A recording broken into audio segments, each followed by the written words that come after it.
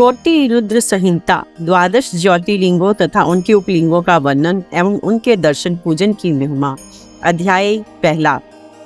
जो निर्विकार होते हुए भी अपनी माया से ही विराट विश्व का आकार धारण कर लेते हैं, स्वर्ग और मोक्ष जिनके कृपा कटाक्ष के ही वैभव बताए जाते हैं तथा योगी जन जिन्हें सदा अपने हृदय के भीतर अद्वितीय आत्म ज्ञानानंद स्वरूप में ही देखते हैं, उन तेजों में भगवान शंकर को, जिनका आधा शरीर शैल राजकुमारी पार्वती से सुशोभित है, निरंतर मेरा नमस्कार है।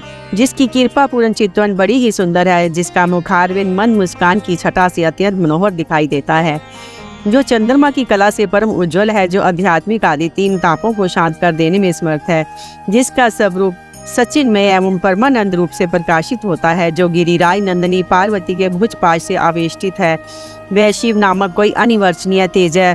उन सबका मंगल करे। ऋषि बोले, सूर्य जी, आपने संपूर्ण लोकों के हित की कामना से नाना प्रकार के आख्यानों से युक्त जो शिव अवतार का महात्म बताया है, वह बहुत ही उत्तम है। तात आप उन्हें शिव के परम उत्तम महात्म का तथा शिवलिंग की महिमा का प्रसन्नता पूर्वक वर्णन कीजिए। आप शिव भक्तों में श्रेष्ठ हैं, अतः धन्य है प्रभु। आपके मुखारविंद से निकले भगवान शिव के सुरमय यश रूपी अमृत का अपने करण पुटों द्वारा पान करके हम तृप्त नहीं हो रहे, अतः फिर उसी का वर्णन कीजिए। व्यास शिष्य भूमंडल में तीरथ में जो शुभ लिंग है अथवा अन्य स्थल में जो भी प्रसिद्ध शिवलिंग विराजमान है, परमेश्वर शिव के उन सभी दिव्य लिंगों का समस्त लोकों के हित की इच्छा से आप वर्णन कीजिए। सूर्य जी ने कहा, महर्षियों, संपूर्ण तीर्थ लिंग में है, सब कुछ लिंग में ही प्रतिष्ठित है, उन शिवलिंगों की कोई गणना नहीं है, तथापि मैं उनका किंचित वर्णन करता हूँ। जो कोई भी दृश्य देखा जाता है तथा जिसका वर्णन एवं स्मरण किया जाता है, वह सब भगवान शिव का ही रूप है। कोई भी वस्तु शिव के स्वरूप से भिन्न नहीं है। साधु शिरोमणियों, भगवान शंभु ने सब लोगों पर अनुग्रह करने के लिए ही देवता, असुर और ऋषियों सहित तीनों लोकों को लिंग रूप से व्याप्त कर रखा है। समस्त लोकों पर कृपा करने के उद्देश्य से ही भगवान महेश्वर तीर्थ में और अन्य स्थलों में भी नाना प्रकार के लिंग धारण करते हैं। जहाँ जहाँ जब भक्तों ने भक्ति पूर्वक भगवान शंभु का स्मरण किया, तहाँ तहाँ तब अवतार ले कार्य करके वे स्थित हो गए। लोगों का उपकार करने के लिए उन्होंने स्वयं अपने स्वरूपभूत लिंग की कल्पना की।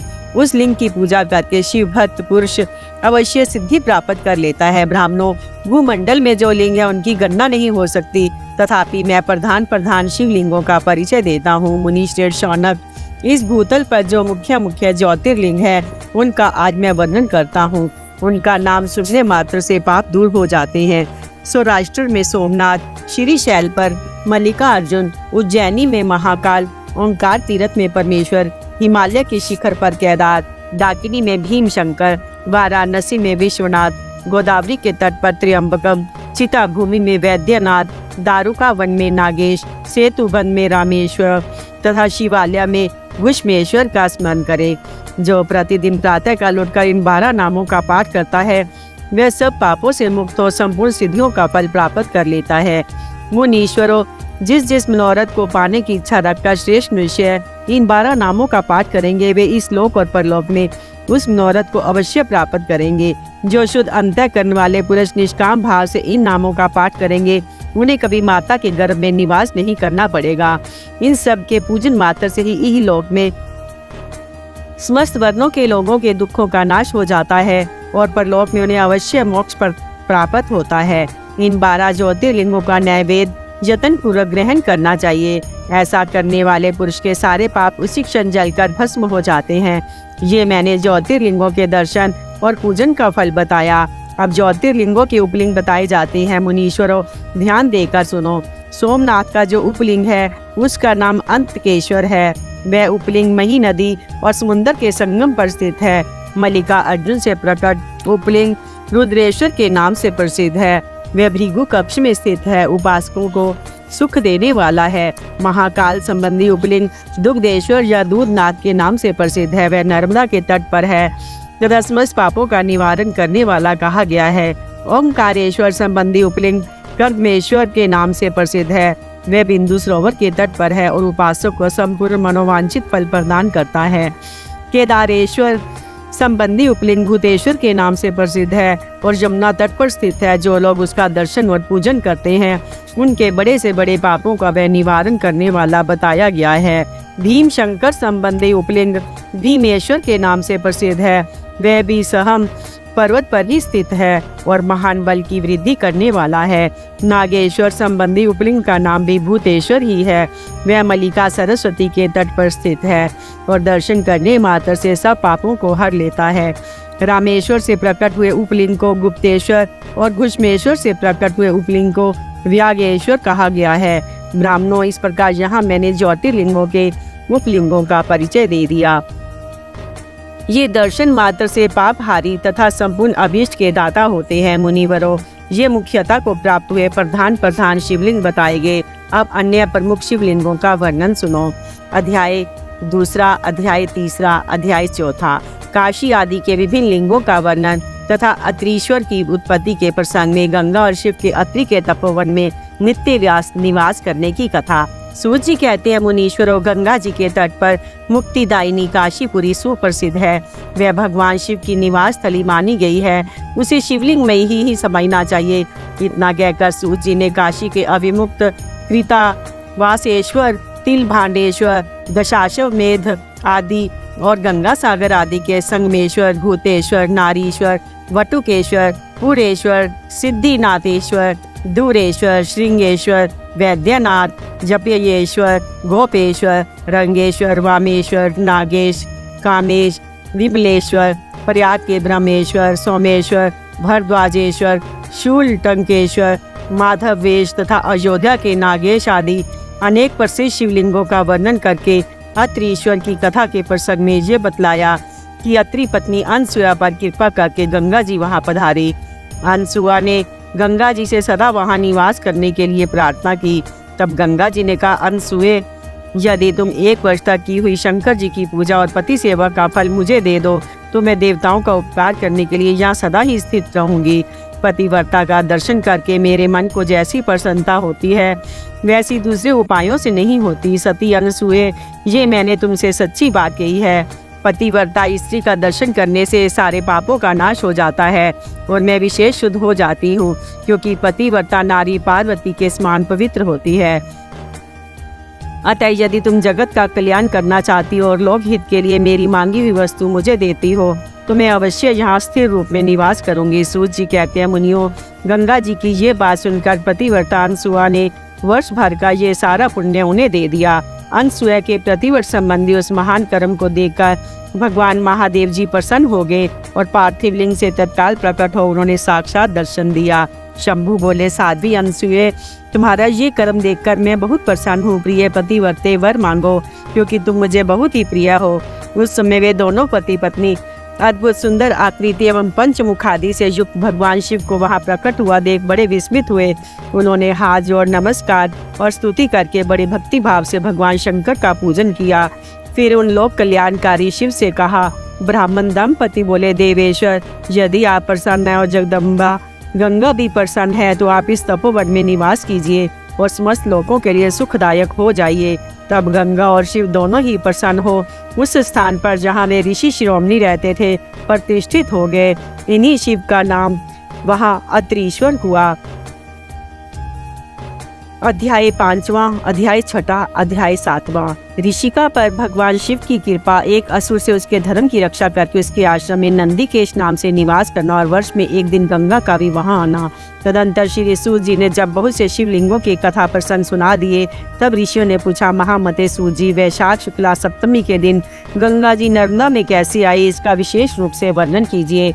वहाँ महादेव जी का नाम नंदीकेश्वर कैसे हुआ, इस बात को भी प्रसन्नता पूर्वक बताइए। सूत जी ने कहा, महर्षियों, एक ब्राह्मणी थी जिसका नाम ऋषिका था। वे किसी ब्राह्मण की पुत्री थी और एक ब्राह्मण को ही विधि पूर्वक ब्याही गई थी। विप्रवरों, यद्यपि वह द्विज पत्नी उत्तम व्रत का पालन करने वाली थी तथापि अपने पूर्व जन्म के किसी अशुभ कर्म के प्रभाव से बाल वैधव्य को प्राप्त हो गई। तब वह ब्राह्मण पत्नी ब्रह्मचर्या व्रत के पालन में तत्पर हो पार्थिव पूजन पूर्वक अत्यंत कठोर तपस्या करने लगी। उस समय अवसर पाकर मूढ़ नाम से प्रसिद्ध एक दुष्ट और बलवान असुर, जो बड़ा मायावी था, काम बाण से पीड़ित होकर वहां गया। उस अत्यंत सुंदरी कामिनी को तपस्या करती देख वह असुर उसे नाना प्रकार के लोभ दिखाता हुआ उसके साथ संभोग की याचना करने लगा। मुनीश्वरों, परंतु उत्तम व्रत का पालन करने तथा शिव के ध्यान में तत्पर रहने वाली वह साध्वी नारी काम भाव से उस पर दृष्टि न डाल सकी। तपस्या में लगी इस ब्राह्मणी ने उस असुर का सम्मान नहीं किया क्योंकि वे अत्यंत तपोनिष्ठ और शिव ध्यान प्रायण थी। उस कृशांगी युवती से तिरस्कृत हो उस दैत्य राजमोहन ने उसके ऊपर क्रोध प्रकट किया और फिर अपना विकट रूप उसे दिखाया। इसके बाद उस दुष्ट आत्मा ने भयदायक दुर्वचन कहा और उस ब्राह्मण पत्नी को बारंबार त्रास देना आरंभ किया। उस समय वह उसके भय से थर्रा उठी, अनेक बार स्नेह पूर्वक शिव शिव की पुकार करने लगी। उस तनवंगी द्विज पत्नी ने भगवान शिव का पूर्णतः आश्रय ले रखा था। शिव का नाम जपने वाली वह नारी अत्यंत विहिल हो अपने धर्म की रक्षा के लिए भगवान शंभु की ही शरण में गई। तब शरणागत की रक्षा, सदाचार की प्रतिष्ठा तथा उस ब्राह्मणी को आनंद प्रदान करने के लिए भगवान शिव वहां प्रकट हो गए। भक्त वत्सल परमेश्वर शंकर ने उस काम विहिल दैत्य राजमूर को तत्काल भस्म कर दिया और ब्राह्मणानी की और कृपा दृष्टि से देखकर भक्त की रक्षा के लिए दत्सित हो वर मांगो। महेश्वर का ये वचन सुनकर उस साध्वी ब्राह्मण पत्नी ने उनके उस आनंदजनक मंगलमय स्वरूप का दर्शन किया। फिर सबको सुख देने वाले परमेश्वर शंभु को प्रणाम करके शुद्ध अंतर करने वाली उस साध्वी ने हाथ जोड़ मस्तक झुकाकर उनकी स्तुति की। ऋषिका बोली, देव देव महादेव शरणागत वत्सल, आप दीन बंधु हैं, भक्तों की सदा रक्षा करने वाले ईश्वर हैं। आपने मूर नामक असुर से मेरे धर्म की रक्षा की है, क्योंकि आपके द्वारा ये दुष्ट असुर मारा गया। ऐसा करके आपने संपूर्ण जगत की रक्षा की है। अब आप मुझे अपने चरणों की परम उत्तम एवं अन्याय भक्ति प्रदान कीजिए। नाथ, यही मेरे लिए वर है, इससे अधिक और क्या हो सकता है प्रभु। महेश्वर, मेरी दूसरी प्रार्थना भी सुनिए। आप लोगों के उपकार के लिए यहाँ सदा स्थित रहिए। महादेव जी ने कहा, ऋषिके, तुम सदाचारी और विशेषतः मुझ में भक्ति रखने वाली हो। तुमने मुझसे जो जो वर मांगे हैं वे सब मैंने तुम्हें दे दिए। ब्राह्मणों, इसी बीच में श्री विष्णु और ब्रह्मा आदि देवता वहाँ भगवान शिव का आविर्भाव हुआ जान हर्ष से भरे हुए आए और अत्यंत प्रेम पूर्वक शिव को प्रणाम करके उन सब ने उनका भली भांति पूजन किया। फिर शुद्ध हृदय से हाथ जोड़ मस्तक झुकाकर उनकी स्तुति भी की। इस समय साध्वी देव नदी गंगा उस ऋषिका से उसके भाग्य की सराहना करते हुए प्रसन्नचित हो बोली। गंगा ने कहा, ऋषिके, वैशाख मास में एक दिन जहाँ रहने के लिए मुझे भी तुम्हें वचन देना चाहिए। उस दिन मैं भी इस तीर्थ में निवास करना चाहती हूँ। सूत जी कहते हैं, महर्षियों, गंगा जी की ये बात सुनकर उत्तम व्रत का पालन करने वाली सती साध्वी ऋषिका ने लोकहित के लिए प्रसन्नता पूर्वक कहा, बहुत अच्छा, ऐसा हो। भगवान शिव ऋषिका को आनंद प्रदान करने के लिए अत्यंत प्रसन्न हो उस पार्थिव लिंग में अपने पूर्ण अंश से विलीन हो गए। ये देख सब देवता आनंदित हो शिव तथा ऋषिका की प्रशंसा करने लगे और अपने अपने धाम को चले गए। उस दिन से नर्मदा का वह तीर्थ ऐसा उत्तम और पावन हो गया तथा संपूर्ण पापों का नाश करने वाले शिव वहाँ नंदीकेश के नाम से विख्यात हुए। गंगा भी प्रतिवर्ष वैशाख मास की सप्तमी के दिन शुभ की इच्छा से अपने उस पाप को धोने के लिए वहाँ जाती है जो मनुष्यों से वे ग्रहण किया करती है। अध्याय 8 से 14। प्रथम ज्योतिर्लिंग सोमनाथ के प्रादुर्भाव की कथा और उसकी महिमा। तदंतर कपिला नगरी के कालेश्वर, रामेश्वर आदि की महिमा बताते हुए सूत जी ने समुद्र के तट पर स्थित गोकर्ण क्षेत्र के शिवलिंगों की महिमा का वर्णन किया। फिर महाबल नामक शिवलिंग का अद्भुत महात्म सुनाकर अन्य बहुत से शिवलिंगों की विचित्र महात्म कथा का वर्णन करने के पश्चात ऋषियों के पूछने पर वे ज्योतिर्लिंगों का वर्णन करने लगे। सूत जी बोले, ब्राह्मणों, मैंने सद्गुरु से जो कुछ सुना है वे ज्योतिर्लिंग को महात्म तथा उनके प्राप्त्य का प्रसंग अपनी बुद्धि के अनुसार संक्षेप से ही सुनाऊंगा। तुम सब लोग सुनो। मुने, ज्योतिर्लिंग में सबसे पहले सोमनाथ का नाम आता है, अतः पहले उन्हीं के महात्म को सावधान होकर सुनो। मुनीश्वरों, महामना प्रजापति दक्ष ने अपनी अश्विनी आदि 27 कन्याओं का विवाह चंद्रमा के साथ किया था। चंद्रमा को स्वामी के रूप में पाकर वे दक्ष कन्याएं विशेष शोभा पाने लगी तथा चंद्रमा भी उन्हें पत्नी के रूप में आकर निरंतर सुशोभित होने लगे। उन सब पत्नियों में भी वे जो रोहिणी नाम की पत्नी थी, एकमात्र वही चंद्रमा को जितनी प्रिय थी उतनी दूसरी कोई पत्नी कदापि प्रिय नहीं हुई। इससे दूसरी स्त्रियों को बड़ा दुख हुआ। वे सब अपने पिता की शरण में गई। वहां जाकर उन्होंने जो भी दुख था उसे पिता को निवेदन किया। द्विजो, वे सब सुनकर दक्ष भी दुखी हो गए और चंद्रमा के पास जाकर शांति पूर्वक बोले। दक्ष ने कहा, कलानिधे, तुम निर्मल कुल में उत्पन्न हुए हो। तुम्हारे आश्रय में रहने वाले जितनी स्त्रियां हैं उन सब के प्रति तुम्हारे मन में न्यूनाधिक भाव क्यों है? तुम किसी को अधिक और किसी को कम प्यार क्यों करते हो? अब तक जो किया सो किया, अब आगे फिर कभी ऐसा विषमतापूर्ण बर्ताव तुम्हें नहीं करना चाहिए, क्योंकि उसे नरक देने वाला बताया गया है। सूत जी कहते हैं, महर्षियों, अपने दामाद चंद्रमा से स्वयं ऐसी प्रार्थना करके प्रजापति दक्ष घर को चले गए। उन्हें पूरा निश्चय हो गया था कि अब फिर आगे ऐसा नहीं होगा, पर चंद्रमा ने प्रबल भावी से विवश होकर उनकी बात नहीं मानी। वे रोहिणी में इतने आसक्त हो गए थे कि दूसरी किसी पत्नी का कभी आदर ही नहीं करते थे। इस बात को सुनकर दक्ष दुखी हो फिर स्वयं आकर चंद्रमा को उत्तम नीति से समझाने तथा न्यायोचित बर्ताव के लिए प्रार्थना करने लगे।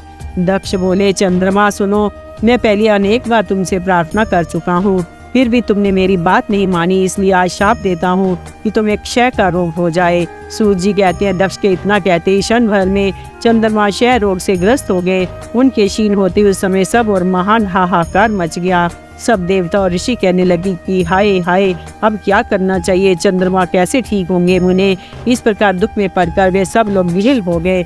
चंद्रमा ने इंद्र आदि सब देवताओं तथा ऋषियों को अपनी अवस्था सूचित की। तब इंद्र आदि देवता तथा वशिष्ठ आदि ऋषि ब्रह्मा जी की शरण में गए। उनकी बात सुनकर ब्रह्मा जी ने कहा, देवताओं, जो हुआ सो हुआ, अब वह निश्चय ही पलट नहीं सकता, अतः उसके निवारण के लिए मैं तुम्हें एक उत्तम उपाय बताता हूँ, आदर पूर्वक सुनो।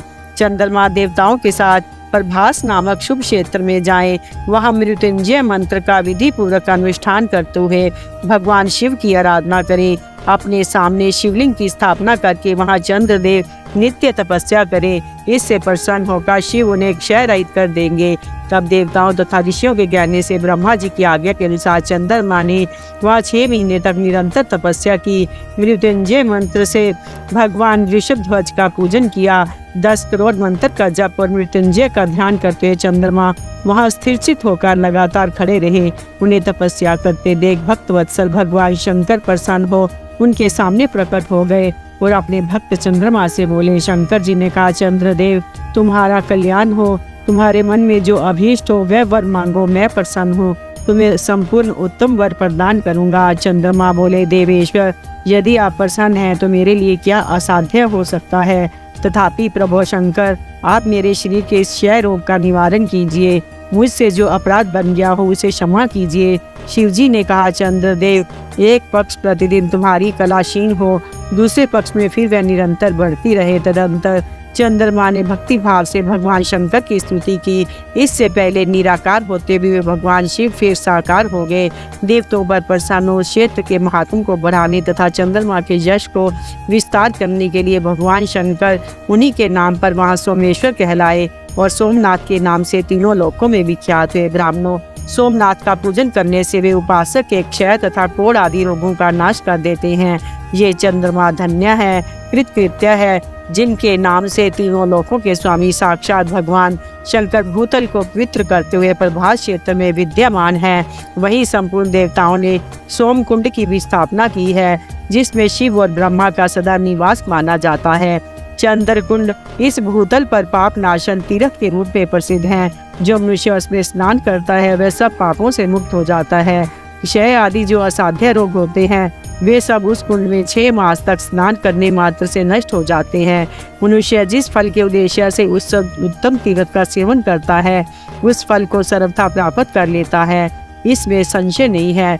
चंद्रमा निरोग होकर अपना पुराना कार्य संभालने लगे। इस प्रकार मैंने सोमनाथ की उत्पत्ति का सारा प्रसंग सुना दिया। मुनीश्वरों, इस तरह सोमेश्वर लिंग का प्रादुर्भाव हुआ। जो मनुष्य सोमनाथ के प्रादुर्भाव को इस कथा को सुनता अथवा दूसरों को सुनाता है वह संपूर्ण अभीष्ट को पाता और सब पापों से मुक्त हो जाता है। अध्याय 15वां। अध्याय 16वां।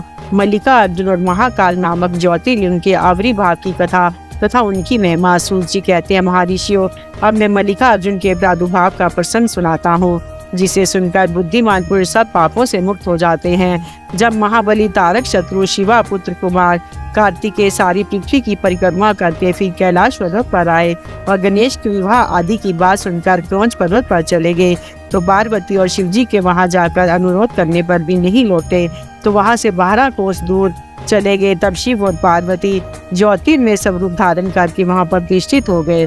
वे दोनों पुत्र स्नेह से आतुर हो पर्व के दिन अपने पुत्र कुमार को देखने के लिए उनके पास जाया करते हैं। अमावस्या के दिन भगवान शंकर स्वयं वहां जाते हैं और पूर्णमासी के दिन पार्वती जी निश्चय ही वहां पदार्पण करती है।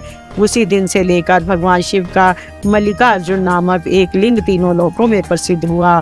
उसमें पार्वती और शिव दोनों की ज्योतियां प्रतिष्ठित हैं। मल्लिका का अर्थ पार्वती है और अर्जुन शब्द शिव का वाचक है। उस लिंग का जो दर्शन करता है वह समस्त पापों से मुक्त हो जाता है और संपूर्ण अभीष्ट को प्राप्त कर लेता है, इसमें संशय नहीं है। इस प्रकार मल्लिका अर्जुन नामक द्वितीय ज्योतिर्लिंग का वर्णन किया गया, जो दर्शन मात्र से लोगों के लिए सब प्रकार का सुख देने वाला बताया गया है। ऋषियों ने कहा, प्रभु अब आप विशेष कृपा करके तीसरे ज्योतिर्लिंग का वर्णन कीजिए। सूत जी ने कहा, ब्राह्मणों मैं धन्य हूँ, कृतकृत्या हूँ जो आप श्रीमानों का संग मुझे प्राप्त हुआ। साधु पुरुषों का संग निश्चय ही धन्य है। अतः मैं अपना सौभाग्य समझकर पाप नाशनी परम पावनी दिव्य कथा का वर्णन करता हूँ। तुम लोग आदर पूर्वक सुनो।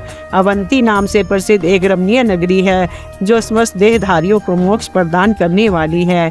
वे भगवान शिव को बहुत ही प्रिय और परम पुण्यमयी और लोक पावनी है। उस पुरी में एक श्रेष्ठ ब्राह्मण रहते थे जो शुभ कर्म परायण, वेदों के स्वाध्याय में संलग्न तथा वैदिक कर्मों के अनुष्ठान में सदा तत्पर रहने वाले थे।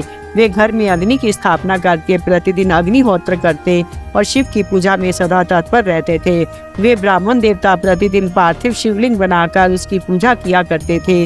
वेद प्रिय नामक वे ब्राह्मण देवता सम्यक ज्ञान अर्जन में लगे रहते थे, इसलिए उन्होंने संपूर्ण कर्मों का फल पाकर वह सद्गति प्राप्त कर ली जो संतों को ही सुलभ होती है। उनके शिव पूजा प्रायण 4 तेजस्वी पुत्र थे जो पिता माता से सद्गुणों में कम नहीं थे। उनके नाम थे देवप्रिय, प्रिय मेधा, सुकृत और सुव्रत। उनके सुखदायक गुण वहाँ सदा बढ़ने लगे। उनके कारण अवंती नगरी ब्रह्म तेज से परिपूर्ण हो गई थी। उसी समय रतनमाल पर्वत पर दूषण नामक एक धर्मद्वेषी असुर ने ब्रह्मा जी से वर पाकर वेद धर्म तथा धर्मात्माओं पर आक्रमण किया। अंत में उसने सेना लेकर अवंती के ब्राह्मणों पर भी चढ़ाई कर दी। उसकी आज्ञा से 4 भयानक दैत्य चारों दिशाओं में परले अग्नि के समान प्रकट हो गए, परंतु वे शिव विश्वासी ब्राह्मण बंधु उनसे डरे नहीं। जब नगर के ब्राह्मण बहुत घबरा गए तब उन्होंने उनको आश्वासन देते हुए कहा कि आप लोग भक्तवत्सल भगवान शंकर पर भरोसा रखें। यूं कहकर शिवलिंग का पूजन करके वे भगवान शिव का ध्यान करने लगे। इतने में ही सेना सहित दूषण ने आकर उन ब्राह्मणों को देखा और कहा, इन्हें मार डालो, बांध लो। वेद प्रिय के पुत्र उन ब्राह्मणों से उस समय उस दैत्य को कही हुई ये बात नहीं सुनी, क्योंकि वे भगवान शंभु के ध्यान मार्ग में स्थित थे। उस दुष्ट आत्मा दैत्य ने ज्यों ही उन ब्राह्मणों को मारने की इच्छा की, त्यों ही उनके द्वारा पूजित पार्थिव शिवलिंग के स्थान में बड़ा भारी आवाज के साथ एक गड्ढा प्रकट हो गया। उस गड्ढे से तत्काल विकट रूपधारी भगवान शिव प्रकट हो गए, जो महाकाल नाम से विख्यात हुए। वे दुष्टों के विनाशक तथा सत्पुरुषों के आश्रयदाता हैं। उन्होंने उन दैत्यों से कहा, अरे खल, मैं तुझ जैसे दुष्टों के लिए महाकाल प्रकट हुआ हूँ, तुम इन ब्राह्मणों के निकट से दूर भाग जाओ। ऐसा कहकर महाकाल शंकर ने सेना सहित दूषण को अपने हुंकार मात्र से तत्काल भस्म कर दिया। कुछ सेना उनके द्वारा मारी गई, कुछ भाग खड़ी हुई। परमात्मा शिव ने दूषण का वध कर डाला। जैसे सूर्य को देखकर संपूर्ण अंधकार नष्ट हो जाता है, उसी प्रकार भगवान शिव को देखकर उसकी सारी सेना अदृश्य हो गई। देवताओं की धुंधभियां बज उठी और आकाश से फूलों की वर्षा होने लगी। उन ब्राह्मणों को आश्वासन दे सुप्रसन्न हुए स्वयं महाकाल महेश्वर शिव ने उनसे कहा कि तुम लोग वर मांगो। उनकी वह बात सुनकर वे सब ब्राह्मण हाथ जोड़ भक्ति भाव से भली भांति प्रणाम करके नतमस्तक हो बोले। द्विजों ने कहा, महाकाल महादेव, दुष्टों को दंड देने वाले प्रभु शंभो, आप हमें संसार सागर से मोक्ष प्रदान करें। शिव, आप जन साधारण की रक्षा के लिए सदा यहीं रहे। प्रभु शंभो, अपना दर्शन करने वाले मनुष्य को आप सदा ही उद्धार करें। सूत जी कहते हैं, महर्षियों, उनके ऐसा कहने पर उन्हें सद्गति दे भगवान शिव अपने भक्तों की रक्षा के लिए उस परम सुंदर गड्ढे में स्थित हो गए। वे ब्राह्मण मोक्ष पा गए। वहाँ चारों ओर की एक एक कोस भूमि लिंग रूपी भगवान शिव का स्थल बन गई। वे शिव भूतल पर महाकालेश्वर के नाम से विख्यात हुए। ब्राह्मणों, उनका दर्शन करने से स्वपन में कोई दुख नहीं होता। जिस जिस कामना को लेकर कोई उस लिंग की उपासना करता है, उससे वे अपना मनोरथ पूर्ण हो जाता है तथा परलोक में मोक्ष भी मिल जाता है। अध्याय 17वां। महाकाल के महात्म के प्रसंग में शिव भक्त राजा चंद्रसेन तथा गोप बालक श्रीकर की कथा। सूत जी कहते हैं, ब्राह्मणों भक्तों की रक्षा करने वाले महाकाल नामक ज्योतिर्लिंग का महात्म भक्ति भाव को बढ़ाने वाला है, उसे आदर पूर्वक सुनो। उज्जैनी में चंद्रसेन नाम का एक महान राजा थे जो संपूर्ण शास्त्रों के तत्वज्ञ, शिव भक्त और जितेंद्रिय थे। शिव के पार्षदों में प्रधान तथा सर्वलोक वंदित मणिभद्र जी राजा चंद्रसेन के सखा हो गए थे। एक समय उन्होंने राजा पर प्रसन्न होकर उन्हें चिंतामणि नामक महामणि प्रदान की, जो कौस्तुभ मणि तथा सूर्य के समान दैदीप्यमान थी। वह देखने, सुनने अथवा ध्यान करने पर भी मनुष्य को निश्चय ही मंगल प्रदान करती थी। भगवान शिव के आश्रित रहने वाले राजा चंद्रसेन उस चिंतामणि को कंठ में धारण करके जब सिंहासन पर बैठते, तब देवताओं में सूर्य नारायण की भांति उनकी शोभा होती। नृपश्रेष्ठ चंद्रसेन के कंठ में चिंतामणि शोभा देती है। ये सुनकर समस्त राजाओं के मन में उस मणि के प्रति लोभ की मात्रा बढ़ गई और वे शुभ रहने लगे। तदंतर वे सब राजा चतुरंगी सेना के साथ आकर युद्ध में चंद्रसेन को जीतने के लिए उद्यत हो गए। वे सब परस्पर मिल गए थे और उसके साथ बहुत से सैनिक थे। उन्होंने आपस में संकेत और सलाह करके आक्रमण किया। उज्जैनी के चारों द्वारों को घेर लिया। अपनी पुरी को संपूर्ण राजाओं द्वारा घिरी हुई देख राजा चंद्रसेन उन्हीं भगवान महाकालेश्वर की शरण में गए और मन को संदेह रहित करके दृढ़ निश्चय के साथ उपवास पूर्वक दिन रात अन्याय भाव से महाकाल की आराधना करने लगे। उन्हीं दिनों उस श्रेष्ठ नगर में कोई ग्वालन रहती थी जिसके एकमात्र पुत्र था। वह विधवा थी और उज्जैनी में बहुत दिनों से रहती थी। वे अपने 5 वर्ष के बालक को लिए हुए महाकाल के मंदिर में गई। उसने राजा चंद्रसेन द्वारा की हुई महाकाल की पूजा का आदर पूर्वक दर्शन किया। राजा के शिव पूजन का वह आश्चर्य में उत्सव देखकर उसने भगवान को प्रणाम किया और फिर अपने निवास स्थान पर लौट आई। ग्वालिन के उस बालक ने भी वह सारी पूजा देखी थी। अतः घर आने पर उसने कौतूहलवश शिव जी की पूजा करने का विचार किया। एक सुंदर पत्थर लाकर उसे अपने शिविर से थोड़ी ही दूरी पर उस दूसरे शिविर के एकांत स्थान में रख दिया और उसी को शिवलिंग माना। फिर उसने भक्तिपूर्वक कृत्रिम गंध, अलंकार, वस्त्र, धूप, दीप और अक्षत आदि द्रव्य जुटाकर उनके द्वारा पूजन करके मनाय कल्पित दिव्य नैवेद्य भी अर्पित किया।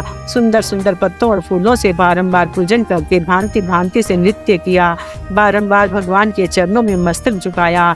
इसी समय ग्वालिन ने भगवान शिव में आसक्त हुए अपने पुत्र को बड़े प्यार से भोजन के लिए बुलाया, परंतु उसका मन तो भगवान शिव की पूजा में लगा हुआ था। अतः जब बारंबार बुलाने पर भी उस बालक को भोजन करने की इच्छा नहीं हुई, तब उसकी माँ स्वयं उसके पास गई। उसे शिव के आगे आंख बंद करके ध्यान लगाए बैठा देख उसका हाथ पकड़कर खींचने लगी। इतने पर भी जब वह ना उठा, तब उसने क्रोध में आकर उसे खूब पीटा।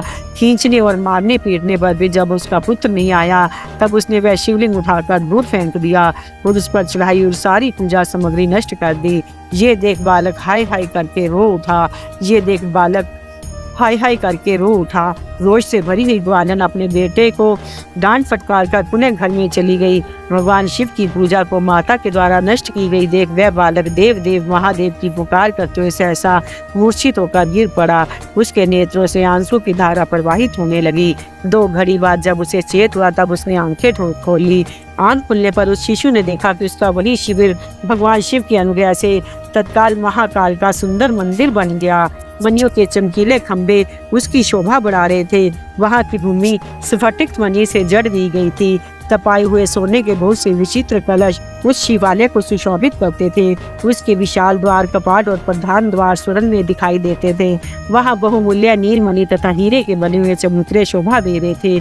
उस शिवालय के मध्य भाग में दया निधान शंकर का रत्नमय लिंग प्रतिष्ठित था। ग्वालिन ने उस पुत्र ने देखा कि उस शिवलिंग पर उसकी अपनी ही चढ़ाई हुई पूजन सामग्री सुसज्जित है। ये सब देख वह बालक सहसा उठकर खड़ा हो गया। उसे मन ही मन बड़ा आश्चर्य हुआ। वह परमानंद के समुद्र में निमग्न सा हो गया। तदंतर भगवान शिव की स्तुति करके उसने बारंबार उनके चरणों में मस्तक झुकाया और सूर्यास्त होने के पश्चात वह गोप बालक शिवालय से बाहर निकला। बाहर आकर उसने अपने शिवर को देखा। वह इंद्र भवन के समान शोभा पा रहा था। वहाँ सब कुछ तत्काल स्वर्ण में होकर विचित्र एवं परम उज्ज्वल वैभव से प्रकाशित होने लगा। फिर वह उस भवन के भीतर गया जो सब प्रकार की शोभाओं से संपन्न था। उस भवन में सर्वत्र मणि, रत्न और स्वर्ण ही जड़े गए थे।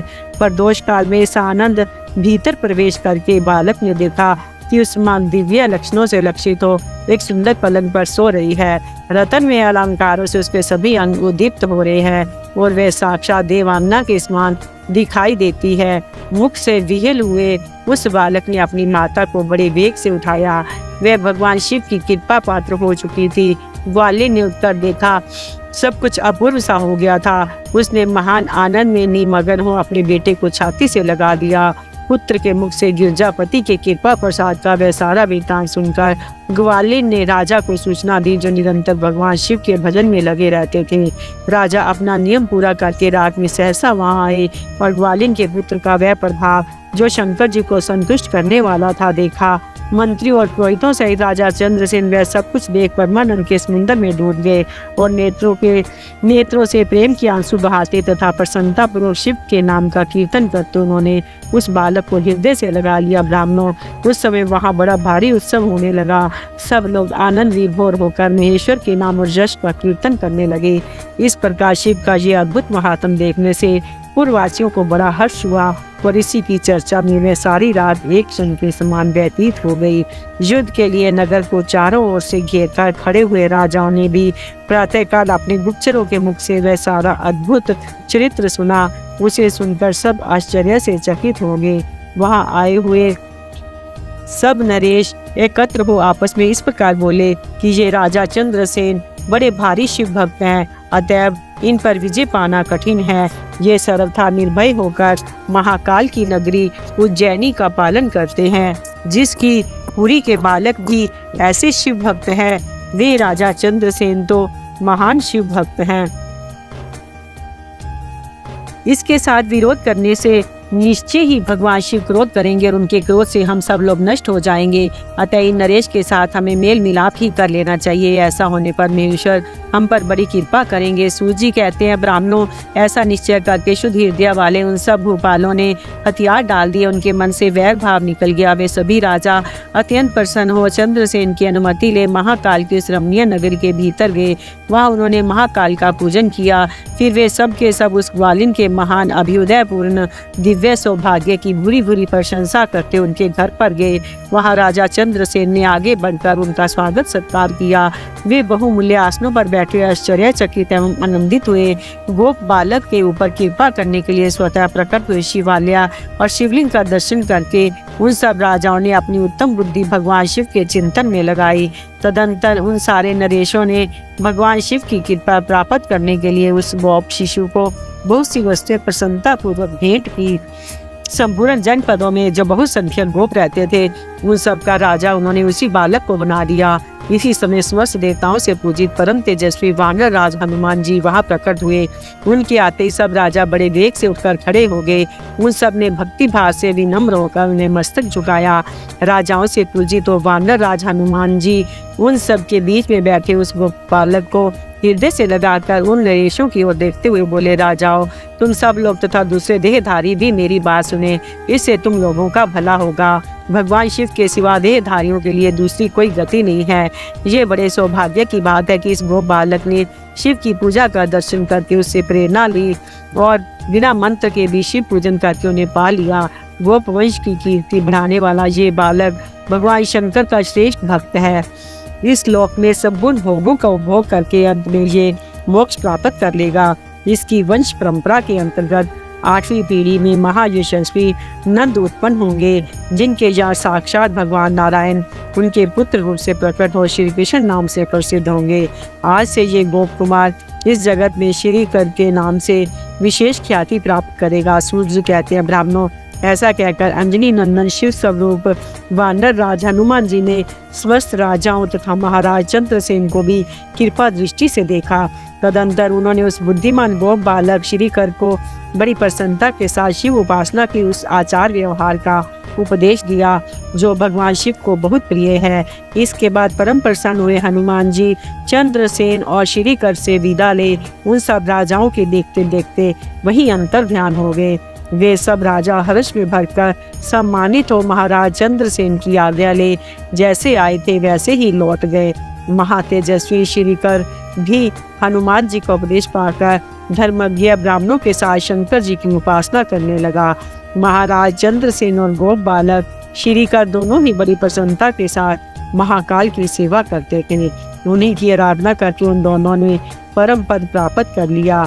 इस प्रकार महाकाल नामक शिवलिंग सत्पुरुषों का आश्रय है। भक्त वत्सल शंकर दुष्ट पुरुषों का सर्वथा हनन करने वाले हैं। ये परम पवित्र रहस्यमय आख्यान कहा गया है, जो सब प्रकार का सुख देने वाला है। ये शिव भक्ति को बढ़ाने तथा स्वर्ग की प्राप्ति कराने वाला है। अध्याय 18वां विंध्य की तपस्या। ओंकार में परमेश्वर लिंग के प्रादुर्भाव और उसकी महिमा का वर्णन। ऋषियों ने कहा, महाभारत सूत जी, आपने भक्तों की रक्षा करने वाले महाकाल नामक शिवलिंग की बड़ी अद्भुत कथा सुनाई है। अब आप कृपा करके चौथे ज्योतिर्लिंग का परिचय दीजिए। ओंकार तीर्थ में सर्वपातकहारी परमेश्वर का जो ज्योतिर्लिंग है, उसके आविर्भाव की कथा सुनाइए। सूत जी बोले, महर्षियों, ओंकार तीर्थ में परमेश संज्ञक ज्योतिर्लिंग जिस प्रकार प्रकट हुआ वह बताता हूँ, प्रेम से सुनो। एक समय की बात है, भगवान नारद मुनि गोकर्ण नामक शिव के समीप जा बड़ी भक्ति के साथ उनकी सेवा करने लगे। कुछ काल के बाद वे मुनि श्रेष्ठ वहाँ से गिरिराज विंध्या पर आए और विंध्या ने वहाँ बड़े आदर के साथ उनका पूजन किया। मेरे यहाँ सब कुछ है, कभी किसी बात की कमी नहीं होती है। इस भाव को मन में लेकर विंध्याचल नारद जी के सामने खड़ा हो गया। उसकी वे अभिमान भरी बात सुनकर अहंकार नाशक नारद मुनि लंबी सांस खींचकर चुपचाप खड़े रह गए। ये देख विंध्या पर्वत ने पूछा, आपने मेरे यहाँ कौन सी कमी देखी? आपके इस तरह लंबी सांस खींचने का क्या कारण है? नारद जी ने कहा, भैया तुम्हारे यहाँ सब कुछ है, फिर भी मेरू पर्वत तुमसे बहुत ऊंचा है। उसके शिखरों का भी भाग देवताओं के लोकों में भी पहुंचा हुआ है, किंतु तुम्हारे शिखर का भाग वहाँ कभी नहीं पहुंच सका है। सूत जी कहते हैं, ऐसा कहकर नारद जी वहाँ से जिस तरह आए थे उसी तरह चल दिए, परंतु विंध्या पर्वत मेरे जीवन आदि को धिक्कार है। ऐसा सोचता हुआ मन ही मन संतप्त हो उठा। अच्छा, अब मैं विश्वनाथ भगवान शंभु की आराधना पूर्वक तपस्या करूंगा। ऐसा हार्दिक निश्चय करके वह भगवान शंकर की शरण में गया।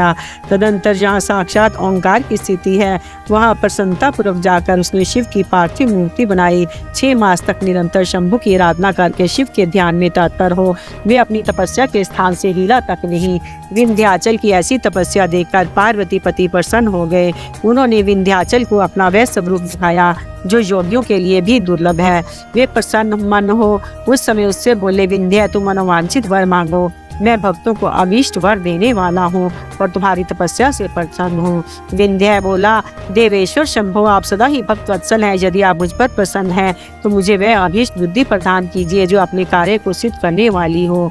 भगवान शंभु ने उसे वह उत्तम वर दे दिया और कहा, पर्वतराज विंध्या, तुम जैसा चाहो वैसा करो। इसी समय देवता तथा निर्मल अंतःकरण वाले ऋषि वहां आए और शंकर जी की पूजा करके बोले, प्रभु आप यहाँ स्थिर रूप में निवास करें। देवताओं की ये बात सुनकर परमेश्वर शिव प्रसन्न हो गए और लोगों को सुख देने के लिए उन्होंने सहर्ष वैसा ही किया। वहाँ जो एक ही ओंकार लिंग था वह 2 स्वरूपों में विभक्त हो गया। प्रणव में जो सदाशिव थे वे ओंकार नाम से विख्यात हुए और पार्थिव मूर्ति में जो शिव ज्योति प्रतिष्ठित हुई उसकी परमेश्वर संज्ञा हुई। इस प्रकार ओंकार और परमेश्वर ये दोनों शिवलिंग भक्तों को अभीष्ट फल प्रदान करने वाले हैं। उस समय देवताओं और ऋषियों ने उन दोनों लिंगों की पूजा की और भगवान ऋषभध्वज को संतुष्ट करके अनेक वर प्राप्त किए। तत्पश्चात देवता अपने अपने स्थान को गए और विंध्याचल भी अधिक प्रसन्नता का अनुभव करने लगा। उसने अपने अभीष्ट कार्य को सिद्ध किया और मानसिक परिताप का त्याग किया। जो पुरुष इस भगवान शंकर का पूजन करता है वे माता के गर्भ में फिर नहीं आता और अपनी अभीष्ट फल को प्राप्त कर लेता है, इसमें संशय नहीं। सूत जी कहते हैं, महर्षियों, ओंकार में जो ज्योतिर्लिंग प्रकट हुआ और उसकी आराधना से जो फल मिलता है वह सब यहाँ तुम्हें बता दिया। इसके बाद मैं उत्तम केदार नामक ज्योतिर्लिंग का वर्णन करूंगा। अध्याय 19वां, अध्याय 20वां, अध्याय 21वां। केदारेश्वर तथा भीमशंकर नामक ज्योतिर्लिंगों के आविर्भाव की कथा तथा उनके महात्म का वर्णन। सूत जी कहते हैं, ब्राह्मणों, भगवान विष्णु के जो नर नारायण नामक 2 अवतार हैं और भारतवर्ष के बद्रिका आश्रम तीर्थ में तपस्या करते हैं, उन दोनों ने पार्थिव शिवलिंग बनाकर उसमें स्थित हो पूजा ग्रहण करने के लिए भगवान शंभु से प्रार्थना की। शिवजी भक्तों के अधीन होने के कारण प्रतिदिन उनके बनाए हुए पार्थिव लिंग में पूजित होने के लिए आया करते थे। जब उन दोनों के पार्थिव पूजन करते बहुत दिन बीत गए, तब एक समय परमेश्वर शिव ने प्रसन्न होकर कहा कि मैं तुम्हारी आराधना से बहुत खूब संतुष्ट हूँ, तुम दोनों मुझसे वर मांगो। उस समय उनके ऐसा कहने पर नर और नारायण ने लोगों के हित की कामना से कहा, देवेश्वर, यदि आप प्रसन्न हैं, यदि मुझे वर देना चाहते हैं तो अपने स्वरूप से पूजा ग्रहण करने के लिए नहीं, यही स्थित हो जाइए। उन दोनों बंधुओं के इस प्रकार अनुरोध करने पर कल्याणकारी महेश्वर हिमालय के उस केदार तीर्थ में स्वयं ज्योतिर्लिंग के रूप में स्थित हो गए। उन दोनों से पूजित होकर संपूर्ण दुख और भय का नाश करने वाले शंभु लोगों का उपकार करने और भक्तों को दर्शन देने के लिए स्वयं केदारेश्वर के नाम से प्रसिद्ध हो वहाँ रहते हैं। वे दर्शन और पूजन करने वाले भक्तों को सदा अभीष्ट वस्तु प्रदान करते हैं। उसी दिन से लेकर जिसने भी भक्ति भाव से केदारेश्वर का पूजन किया उसके लिए स्वप्न में भी दुख दुर्लभ हो गया। जो भगवान शिव का प्रिय भक्त वहाँ शिवलिंग के निकट शिव के रूप से अंकित कंकन या कड़ा चढ़ाता है, वह उस वलय युक्त स्वरूप का दर्शन करके समस्त पापों से मुक्त हो जाता है, साथ ही जीवन मुक्त भी हो जाता है। जो बद्रीवन की यात्रा करता है उसे भी जीवन मुक्ति प्राप्त होती है। नर और नारायण के तथा केदारेश्वर शिव के रूप का दर्शन करके मनुष्य मोक्ष का भागी होता है, इसमें संशय नहीं है।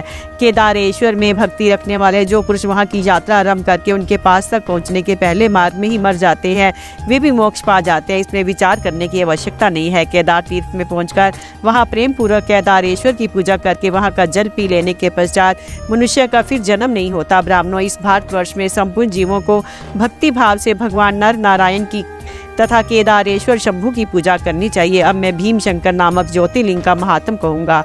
कामरूप देश में लोकहित की कामना से साक्षात भगवान शंकर ज्योतिर्लिंग के रूप में अवतीर्ण हुए थे। उनका वह स्वरूप कल्याण और सुख का आश्रय है। ब्राह्मणों, पूर्व काल में एक महापराक्रमी राक्षस हुआ था जिसका नाम भीम था।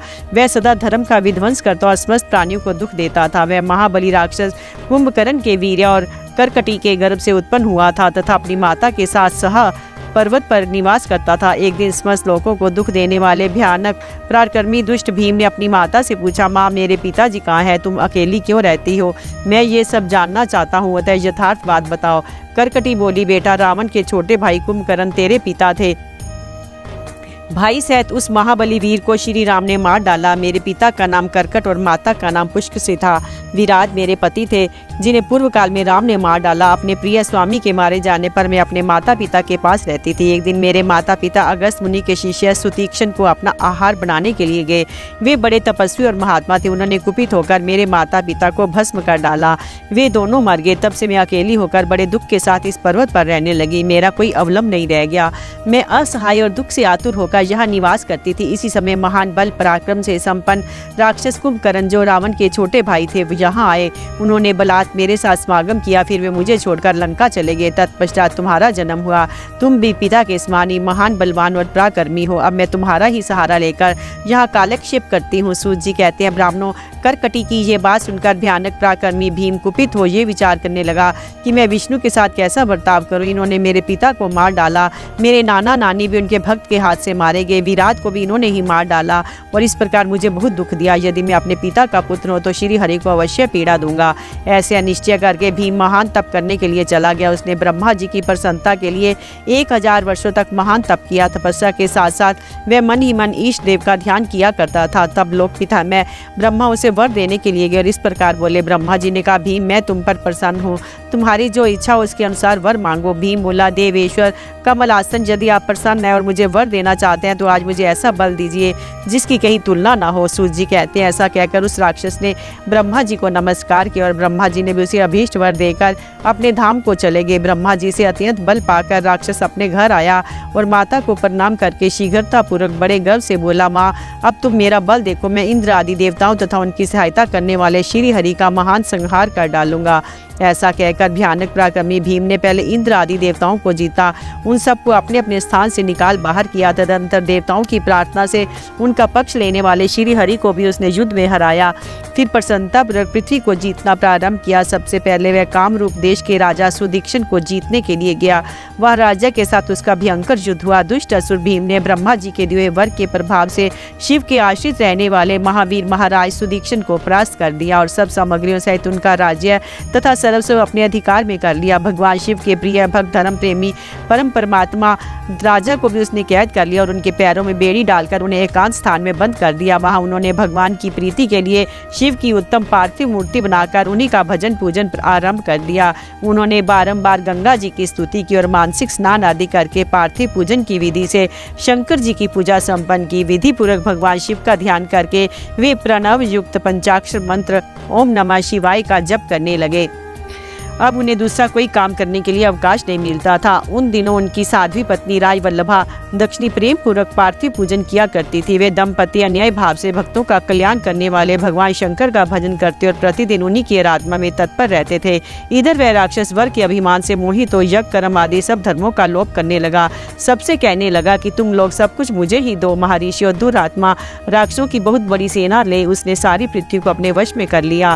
वह वेदों, शास्त्रों, स्मृतियों और पुराणों में बताए हुए धर्म का लोप करके शक्तिशाली होने के कारण सबका स्वयं ही उपभोग करने लगा। तब सब देवता तथा ऋषि अत्यंत पीड़ित हो महाकोशी के तट पर गए और शिव का आराधन तथा स्तमन करने लगे। उनकी इस प्रकार स्तुति करने पर भगवान शिव अत्यंत प्रसन्न हो देवताओं से बोले, देवगण तथा महर्षियों, मैं प्रसन्न हूँ, वर मांगो, तुम्हारा कौन सा कार्य सिद्ध करूं। देवता बोले, देवेश्वर आप अंतर्यामी हैं, अतः सबके मन की सारी बातें जानते हैं, आपसे कुछ भी अज्ञात नहीं है। प्रभु महेश्वर कुंभकर्ण से उत्पन्न करकटी का पुलवान पुत्र राक्षस भीम ब्रह्मा जी के दिए हुए वर से शक्तिशाली हो देवताओं को निरंतर पीड़ा दे रहा है। अतः आप इस दुखदायी राक्षस का नाश कर दीजिए, हम पर कृपा कीजिए, विलंब न कीजिए। शंभु ने कहा, देवताओं, कामरूप देश के राजा सुदीक्षण मेरे श्रेष्ठ भक्त हैं, उनसे मेरा एक संदेश कह दो, फिर तुम्हारा सारे कार्य शीघ्र ही पूरा हो जाएगा। उनसे कहना, कामरूप देश के अधिपति महाराज सुदीक्षण, प्रभु तुम मेरे विशेष भक्त हो, तय प्रेम पूर्वक मेरा भजन करो। दुष्ट राक्षस भीम ब्रह्मा जी का वर पाकर प्रबल हो गया है, इसलिए उसने तुम्हारा तिरस्कार किया है, परंतु अब मैं उस दुष्ट को मार डालूंगा, इसमें संदेह नहीं है। सूत जी कहते हैं, ब्राह्मणों, तब उन सब देवताओं ने प्रसन्नता पूर्वक वहां जाकर उन महाराज से शंभु की कही हुई सारी बात कह सुनाई। उनसे वह संदेश कहकर देवताओं और महर्षियों को बड़ा आनंद प्राप्त हुआ। वे सब के सब शीघ्र ही अपने अपने आश्रम को चले गए। इधर भगवान शिव भी अपने गणों के साथ लोकहित की कामना से अपने भक्त की रक्षा करने के लिए सादर उसके निकट गए, गुप्त रूप से वहीं ठहर गए। इसी समय कामरूप नरेश ने पार्थिव शिव के सामने गाढ़ ध्यान लगाना आरंभ किया। इतने में ही किसी ने राक्षस से जाकर ये कह दिया कि राजा तुम्हारे नाश के लिए कोई पुरुष चरण कर रहा है। ये समाचार सुनते ही वह राक्षस कुपित हो उठा और उनको मार डालने की इच्छा से नंगी तलवार हाथ में ले राजा के पास गया। वहाँ पार्थिव आदि जो सामग्री स्थित थी उसे देखकर तथा उसके प्रयोजन और स्वरूप को समझकर राक्षस ने यही माना कि राजा मेरे लिए कुछ कर रहा है, अतः सब सामग्रियों सहित इस नरेश को मैं बलपूर्वक अभी नष्ट कर देता हूँ। ऐसा विचार कर उस महाक्रोधी राक्षस ने राजा को बहुत डांटा और पूछा, क्या कर रहे हो।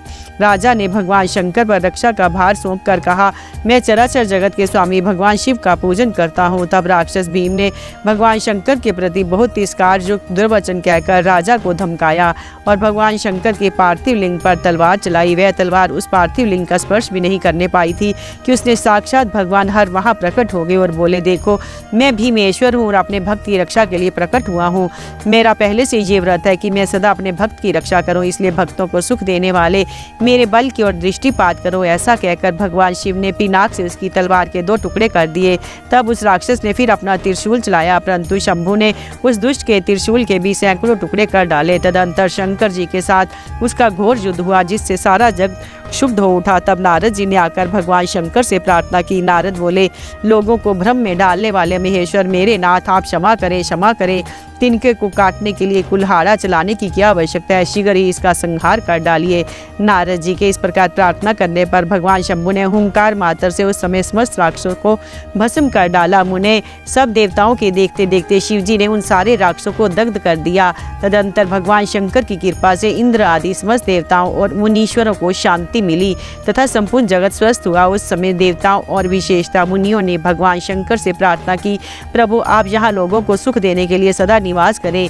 ये देश निंदित माना गया है, यहाँ आने वाले लोगों को प्राय दुख ही प्राप्त होता है, परंतु आपका दर्शन करने से यह सबका कल्याण होगा। आप भीम शंकर के नाम से विख्यात होंगे और सबके संपूर्ण मनोरथों को सिद्ध करेंगे। आपका ये ज्योतिर्लिंग सदा पूजनीय और समस्त आपत्तियों को निवारण करने वाला होगा। सूत जी कहते हैं, ब्राह्मणों, उनके इस प्रकार प्रार्थना करने पर लोक हितकारी एवं भक्त वत्सल परम स्वतंत्र शिव प्रसन्नता पूर्वक वही स्थित हो गए। अध्याय 22वां विश्वेश्वर ज्योतिर्लिंग और उनकी महिमा के प्रसंग में पंचक्रोशी की महत्ता का प्रतिपादन। सूत जी कहते हैं, मुनिवरों, अब मैं काशी के विश्वेश्वर नामक ज्योतिर्लिंग का महात्म बताऊंगा, जो महापातकों का विनाश करने वाला है। तुम लोग सुनो। इस भूतल पर जो कोई भी वस्तु दृष्टिगोचर होती है, वह सच्चिदानंद स्वरूप निर्विकार एवं सनातन ब्रह्म रूप है। अपने कैवल्य भाव में ही रमने वाले उन अद्वितीय परमात्मा में कभी एक से दो हो जाने की इच्छा जागृत हुई, फिर वे ही परमात्मा सगुण रूप में प्रकट हो शिव कहलाए। वे शिव ही पुरुष और स्त्री दो रूपों में प्रकट हो गए। उनमें जो पुरुष था उसका शिव नाम हुआ और जो स्त्री उसे शक्ति कहते हैं। उन सच्चिदानंद स्वरूप शिव और शक्ति ने स्वयं अदृष्ट रहकर स्वभाव से ही दो चेतनों प्रकृति और पुरुष की सृष्टि की। मुनिवरों, उन दोनों माता पिताओं की उस समय सामने न देखकर वे दोनों प्रकृति और पुरुष महान संशय में पड़ गए। उस समय निर्गुण परमात्मा से आकाशवाणी प्रकट हुई कि तुम दोनों को तपस्या करनी चाहिए, फिर तुमसे परम उत्तम सृष्टि का विस्तार होगा। वे प्रकृति और पुरुष बोले, प्रभु शिव, तपस्या के लिए तो कोई स्थान है ही नहीं, फिर हम दोनों इस समय कहाँ स्थित होकर आपकी आज्ञा के अनुसार तप करें। तब निर्गुण शिव ने तेज के सारभूत 5 कोस लंबे चौड़े शुभ एवं सुंदर नगर का निर्माण किया, जो उनका अपना ही स्वरूप था। वह सभी आवश्यक उपकरणों से युक्त था। उस नगर का निर्माण करके उन्होंने उसे उन दोनों के लिए भेजा। वह नगर आकाश में पुरुष के समीप आकर स्थित हो गया। तब पुरुष श्री हरि ने उस नगर में स्थित हो सृष्टि की कामना से शिव का ध्यान करते हुए बहुत वर्षों तक तप किया। उस समय परिश्रम के कारण उनके शरीर से श्वेत जल की अनेक धाराएं प्रकट हुई, जिनसे सारा शून्य आकाश व्याप्त हो गया। वहां दूसरा कुछ भी दिखाई नहीं देता था। उसे देखकर भगवान विष्णु मन ही मन बोल उठे, ये कैसी अद्भुत वस्तु दिखाई देती है। उस समय इस आश्चर्य को देखकर उन्होंने अपना सिर हिलाया, जिससे उन प्रभु के सामने ही उनके एक कान से मणि गिर पड़ी। जहाँ वह मणि गिरी वह स्थान मणिकर्णिका नामक महान तीर्थ हो गया। जब पूर्वक जल राशि में वह सारी पंचक्रोशी डूबने और बहने लगी, तब निर्गुण शिव ने शीघ्र ही उसे अपने त्रिशूल के द्वारा धारण कर लिया। फिर विष्णु अपनी पत्नी प्रकृति के साथ वही सोए। तब उनकी नाभि से एक कमल प्रकट हुआ और उस कमल से ब्रह्मा उत्पन्न हुए। उनकी उत्पत्ति में भी शंकर का आदेश ही कारण था। तदंतर उन्होंने शिव जी की आज्ञा पाकर अद्भुत सृष्टि आरंभ की। ब्रह्मा जी ने ब्रह्मांड में 14 भुवन बनाए। ब्रह्मांड का विस्तार महर्षियों ने 50 करोड़ योजन का बताया है। फिर भगवान शिव ने ये सोचा कि ब्रह्मांड के भीतर कर्म पाश में बंधे हुए प्राणी मुझे कैसे प्राप्त कर सकेंगे। यही सोचकर उन्होंने मुक्तिदायिनी पंचक्रोशी को इस जगत में छोड़ दिया। ये पंचक्रोशी काशी लोक में कल्याणदायिनी, कर्म बंधन का नाश करने वाली, ज्ञानदात्री तथा मोक्ष को प्रकाशित करने वाली मानी गई है। अतएव मुझे परम प्रिय है। वहाँ स्वयं परमात्मा ने अविमुक्त लिंग की स्थापना की है। अतः मेरे अंशभूत हरे, तुम्हें कभी इस क्षेत्र का त्याग नहीं करना चाहिए। ऐसा कहकर भगवान हर ने काशीपुरी को स्वयं अपने त्रिशूल से उतारकर मृत्यु लोक के जगत में छोड़ दिया। ब्रह्मा जी का एक दिन पूरा होने पर जब सारे जगत का प्रलय हो जाता है, तब भी निश्चय इस काशीपुरी का नाश नहीं होता। उस समय भगवान शिव इसे त्रिशूल पर धारण कर लेते हैं और जब ब्रह्मा द्वारा पुनः नई सृष्टि की जाती है, तब फिर वे इसे भूतल पर स्थापित कर देते हैं। कर्मों का आकर्षण करने से इस पुरी को काशी कहते हैं। काशी में अविमुक्तेश्वर लिंग सदा विराजमान रहता है। वह महापातकी पुरुषों को भी मोक्ष प्रदान करने वाला है। मुनीश्वरों, अन्य मोक्षदायक धामों में सारूप्य आदि मुक्ति प्राप्त होती है। केवल इस काशी में ही जीवों का सायुज्य नामक सर्वोत्तम मुक्ति सुलभ होती है। जिनकी कहीं भी गति नहीं है, उनके लिए वाराणसी पूरी ही गति है। महापुण्यमयी पंचक्रोशी करोड़ों हत्याओं का विनाश करने वाली है। यह समस्त अमरगण भी मरण की इच्छा करते हैं, फिर दूसरों की तो बात ही क्या है। ये शंकर की प्रिय नगरी काशी सदा भोग और मोक्ष प्रदान करने वाली है। कैलाश के पति जो भीतर से सत्वगुणी और बाहर से तमोगुणी कहे गए हैं, काल अग्नि रुद्र के नाम से विख्यात हैं। वे निर्गुण होते हुए भी सगुण रूप में प्रकट हुए शिव हैं। उन्होंने बारंबार प्रणाम करके निर्गुण शिव से इस प्रकार कहा। रुद्र बोले, विश्वनाथ महेश्वर, मैं आपका ही हूँ, इसमें संशय नहीं है। सांब महादेव, मुझ आत्मज पर कृपा कीजिए। जगत पते, लोक हित की कामना से आपको सदा यही रहना चाहिए। जगन्नाथ, मैं आपसे प्रार्थना करता हूँ, आप यहाँ रहकर जीवों का उद्धार करें। सूर्य जी कहते हैं, तदंतर मन और इंद्रियों को वश में रखने वाली अविमुक्त ने भी शंकर से बारंबार प्रार्थना करके नेत्रों से आंसू बहाते हुए भी प्रसन्नतापूर्वक उनसे कहा। अविमुक्त बोले, काल रूपी रोग के सुंदर औषध देवाधिदेव महादेव अब वास्तव में तीनों लोकों के स्वामी तथा ब्रह्मा और विष्णु आदि के द्वारा भी सेवनीय हैं। देव, काशीपुरी को आप अपनी राजधानी स्वीकार करें। मैं अचिंत्य सुख की प्राप्ति के लिए या सदा आपका ध्यान लगाए स्थिर भाव से बैठा रहूँगा। आप ही मुक्ति देने वाले तथा संपूर्ण कामनाओं के पूरक हैं, दूसरा कोई नहीं। अतः आप परोपकार के लिए तथा उमा सहित सदा यहाँ विराजमान रहें। सदाशिव, आप समस्त जीवों को संसार सागर से पार करें। हर, मैं बारंबार प्रार्थना करता हूँ, आप अपने भक्तों का कार्य सिद्ध करें। सूत जी कहते हैं, ब्राह्मणों, जब विश्वनाथ ने भगवान शंकर से इस प्रकार प्रार्थना की। तब सर्वेश्वर शिव समस्त लोगों का उपकार करने के लिए वहाँ विराजमान हो गए। जिस दिन से भगवान शिव काशी में आ गए उसी दिन से काशी सर्वश्रेष्ठ पूरी हो गई। अध्याय 23वां, वाराणसी तथा विश्वेश्वर का महात्म। सूत जी कहते हैं, मुनीश्वरों में संक्षेप से ही वाराणसी तथा विश्वेश्वर के परम सुंदर महात्म का वर्णन करता हूँ, सुनो।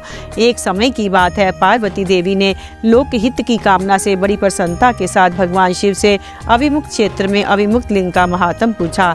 तब परमेश्वर शिव ने कहा, ये वाराणसी पुरी सदा के लिए मेरा गुरितम क्षेत्र है और सभी जीवों की मुक्ति का सर्वथा हेतु है। इस क्षेत्र में सिद्धगण सदा मेरे व्रत का आश्रय ले जा नाना प्रकार के वेश धारण किए मेरे लोक को पाने की इच्छा रखकर जीत आत्मा और जितेंद्रिय ही नित्य महायोग का अभ्यास करते हैं। उस उत्तम महायोग का नाम है पाशुपात योग। उसका श्रुतियों द्वारा प्रतिपादन हुआ है।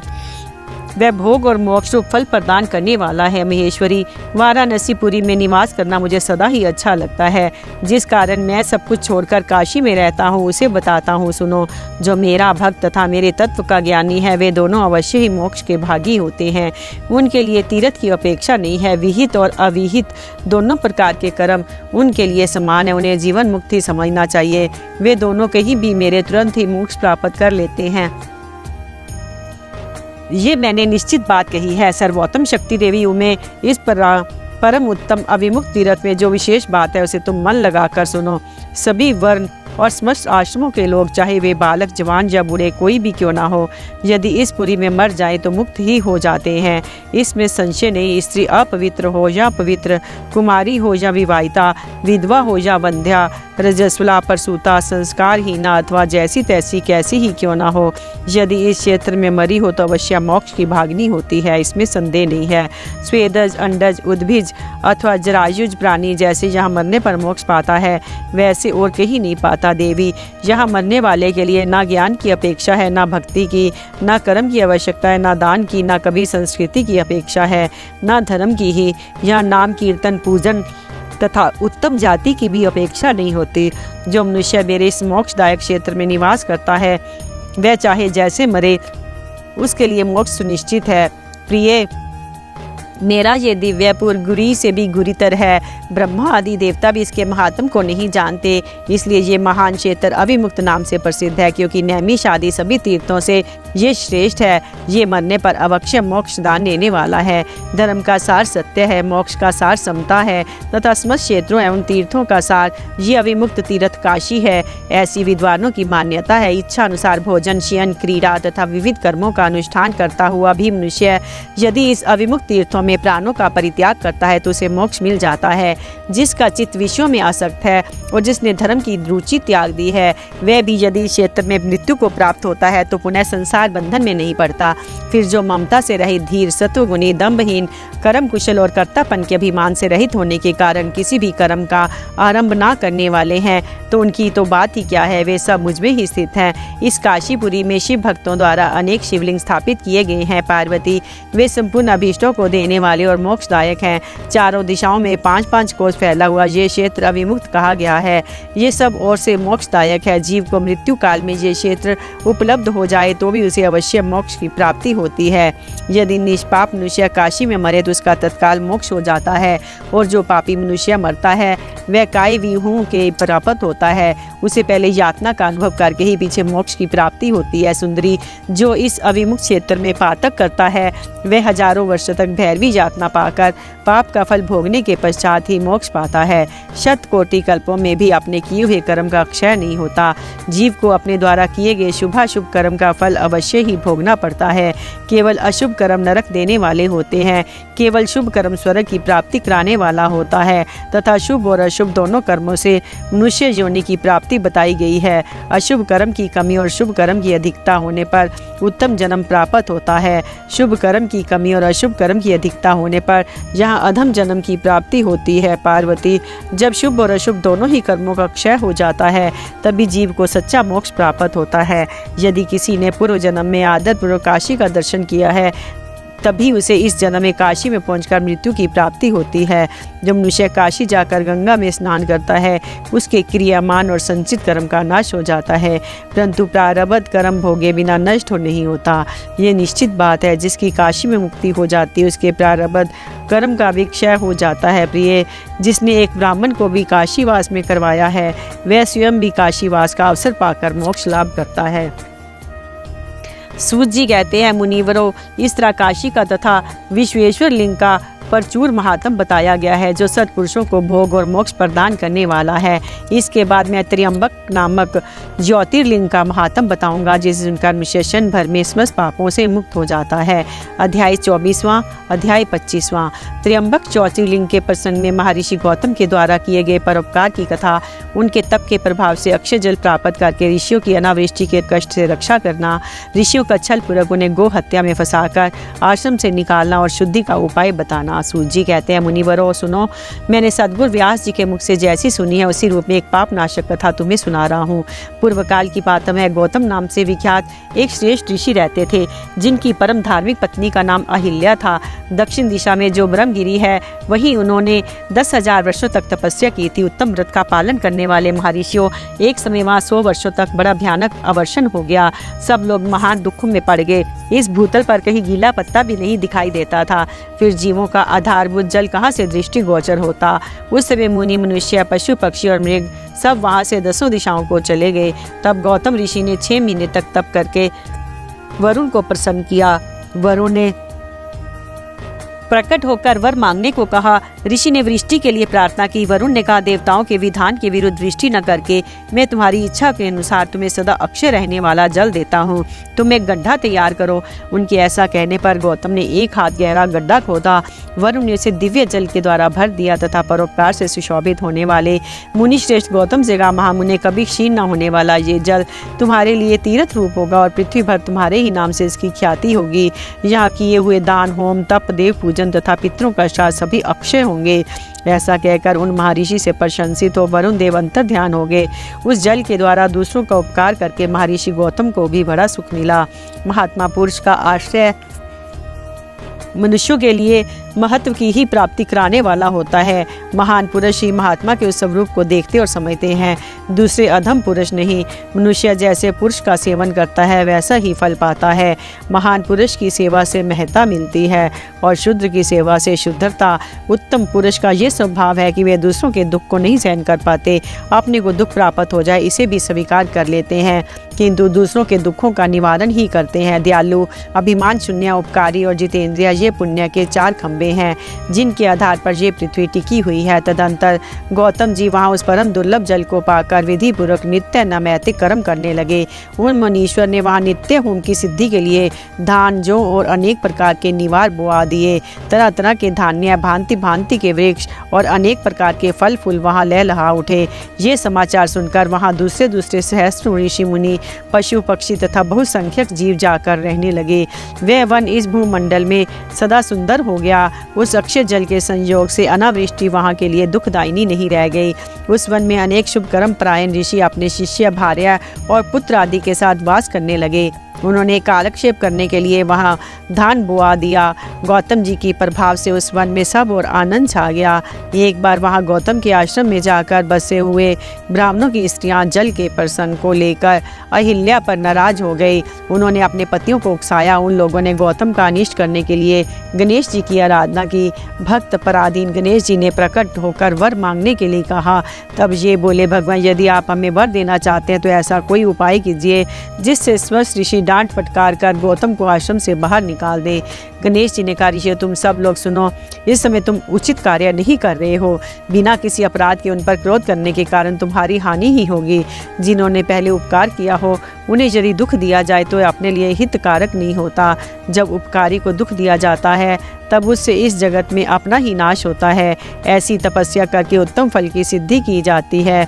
स्वयं ही शुभ फल का परित्याग करके अहितकारक फल को नहीं ग्रहण किया जाता। ब्रह्मा जी ने जो ये कहा है कि असाधु कभी साधुता की और साधु कभी असाधुता को नहीं ग्रहण करता। ये बात निश्चय ही ठीक जानती है। पहले उपवास के कारण जब तुम लोगों को दुख भोगना पड़ा था, तब महर्षि गौतम ने जल की व्यवस्था करके तुम्हें सुख दिया, परंतु इस समय तुम सब लोगों ने दुख दे रहे हो। संसार में ऐसा कार्य करना कदापि उचित नहीं। इस बात पर तुम सब लोग सर्वथा विचार कर लो।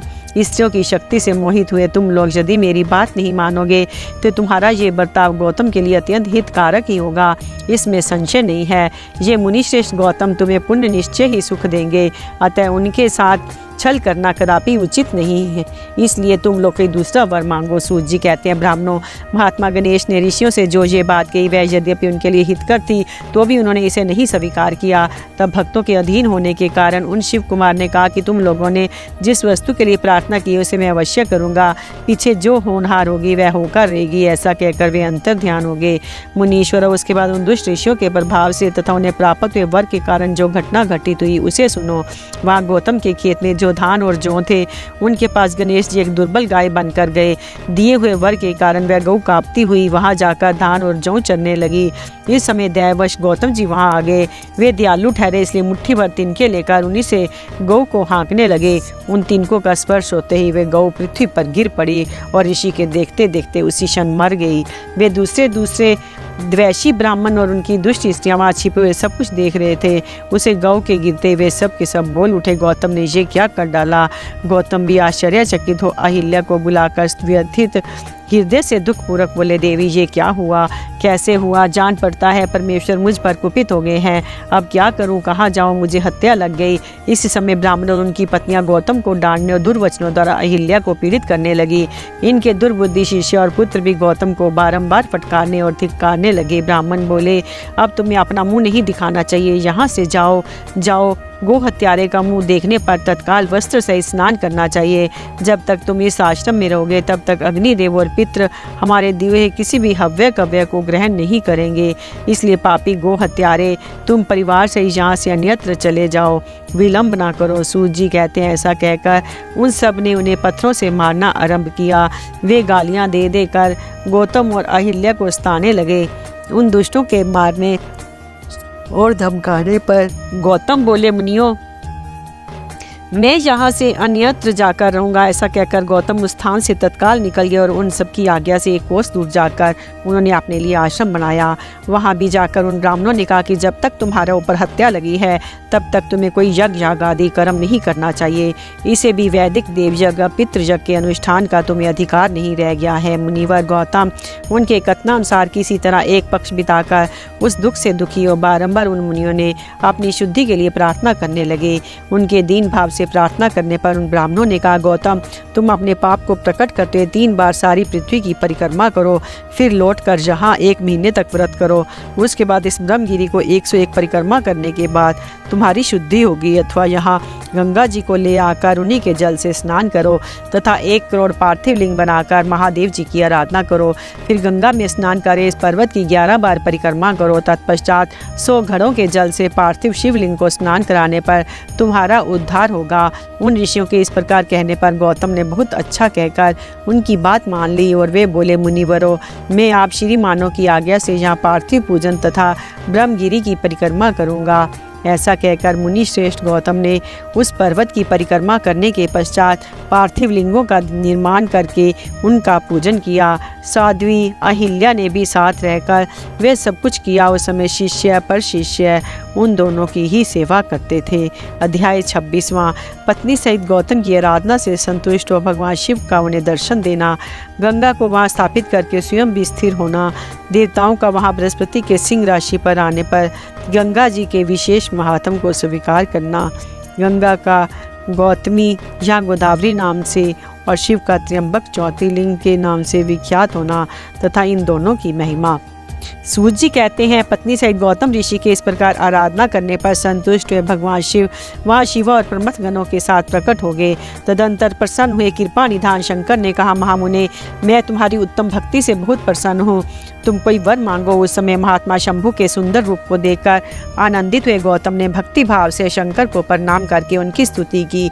लंबी स्तुति और प्रणाम करके दोनों हाथ जोड़कर वे उनके सामने खड़े हो गए और बोले, देव, मुझे निष्पाप कर दीजिए। भगवान शिव ने कहा, मुने, तुम धन्य हो, कृतकृत्या हो, सदा ही निष्पाप हो। इन दुष्टों ने तुम्हारे साथ छल किया, जगत के लोग तुम्हारे दर्शन से पाप रहित हो जाते हैं, फिर सदा मेरी भक्ति में तत्पर रहने वाले तुम क्या पापी हो मुने?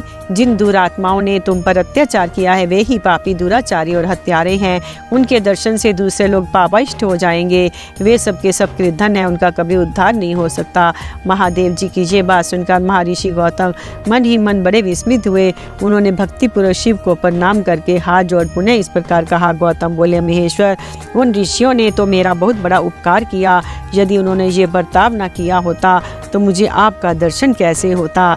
धन्य है वे महर्षि जिन्होंने मेरे लिए परम कल्याणकारी कार्य किया है। उनके इस दुराचार से ही मेरा महान स्वार्थ सिद्ध हुआ है। गौतम जी की ये बात सुनकर महेश्वर बड़े प्रसन्न हुए। उन्होंने गौतम को कृपा दृष्टि से देखकर उन्हें शीघ्र ही यूं उत्तर दिया। शिव जी बोले, विप्रवर, तुम धन्य हो, सभी ऋषियों में श्रेष्ठतर हो। मैं तुम पर बहुत प्रसन्न हुआ हूँ। ऐसा जानकर तुम मुझसे उत्तम वर मांगो। गौतम बोले, नाथ, आप सच कहते हैं, तथापि 5 आदमियों में ने जो कह दिया था कर दिया, वह अन्यथा नहीं हो सकता। अतः जो हो गया सो हो रहे। देवेश, यदि आप प्रसन्न हैं तो मुझे गंगा प्रदान कीजिए। ऐसा करके लोक का महान उपकार कीजिए। आपको मेरा नमस्कार है, नमस्कार है। यों कहकर गौतम ने देवेश्वर भगवान शिव के दोनों चरणारविंद पकड़ लिए और लोकहित की कामना से उन्हें नमस्कार किया। तब शंकर देव ने पृथ्वी और स्वर्ग के सारभूत जल को निकालकर, जिसे उन्होंने पहले से ही रख छोड़ा था, और विवाह में ब्रह्मा जी के दिए हुए जल में जो कुछ शेष रह गया था वह सब भक्त वत्सल शंभु ने उन गौतम मुनि को दे दिया। उस समय गंगा जी का जल परम सुंदर स्त्री का रूप धारण करके उनके वहां खड़ा हुआ था। मुनिवीर गौतम ने और गंगा जी की स्तुति करके उन्हें नमस्कार किया। गौतम बोले, गंगे, तुम धन्य हो, कृतकृत्या हो। तुमने संपूर्ण भुवन को पवित्र किया है, इसलिए निश्चित रूप से नरक में गिरते हुए मुझे गौतम को पवित्र करो। तदंतर शिवजी ने गंगा से कहा, देवी, तुम मुनि को पवित्र करो और तुरंत वापस न जाकर व्यवस्थ मनु के 28वें कलयुग तक यहीं रहो। गंगा ने कहा, महेश्वर, यदि मेरा महात्म सब नदियों में अधिक हो और अंबिका तथा गणों के साथ आप भी यहाँ रहें, तभी मैं इस धरातल पर रहूंगी। गंगा जी की ये बात सुनकर भगवान शिव बोले, गंगे, तुम धन्य हो, मेरी बात सुनो। मैं तुमसे अलग नहीं हूँ, तथापि मैं तुम्हारे कथनानुसार यहाँ स्थिर रहूँगा। तुम भी स्थित हो। अपने स्वामी परमेश्वर शिव की ये बात सुनकर गंगा ने मन ही मन प्रसन्न हो उनकी भूरी भूरी प्रशंसा की। इसी समय देवता, प्राचीन ऋषि, अनेक उत्तम तीर्थ और नाना प्रकार के क्षेत्र वहां आ पहुँचे। उन सब ने बड़े आदर से जय जयकार करते हुए गौतम, गंगा तथा गिरिशाई शिव का पूजन किया। तदंतर उन सब देवताओं ने मस्तक झुका, हाथ जोड़ उन सब की प्रसन्नतापूर्वक स्तुति की। उस समय प्रसन्न हुई गंगा और गिरीश ने उनसे कहा, श्रेष्ठ देवताओं, वर मांगो, तुम्हारा प्रिय करने की इच्छा से वह वर हम तुम्हें देंगे। देवता बोले, देवेश्वर, यदि आप संतुष्ट हैं, आप सरिताओं में श्रेष्ठ गंगे, यदि आप भी प्रसन्न हैं तो हमारा तथा मनुष्यों का प्रिय करने के लिए आप लोग कृपा पूर्वक यहाँ निवास करें। गंगा बोली, देवताओं, फिर तो सबका प्रिय करने के लिए आप लोग स्वयं ही यहाँ क्यों नहीं रहते? मैं तो गौतम जी के पाप का प्रलाक्षण करके जैसे आई हूँ उसी तरह लौट जाऊँगी। आपके समाज में जहाँ मेरी कोई विशेषता समझी जाती है, इस बात का पता कैसे लगे? यदि आप यहाँ मेरी विशेषता सिद्ध कर सके तो मैं अवश्य यहाँ रहूँगी, इसमें संशय नहीं है।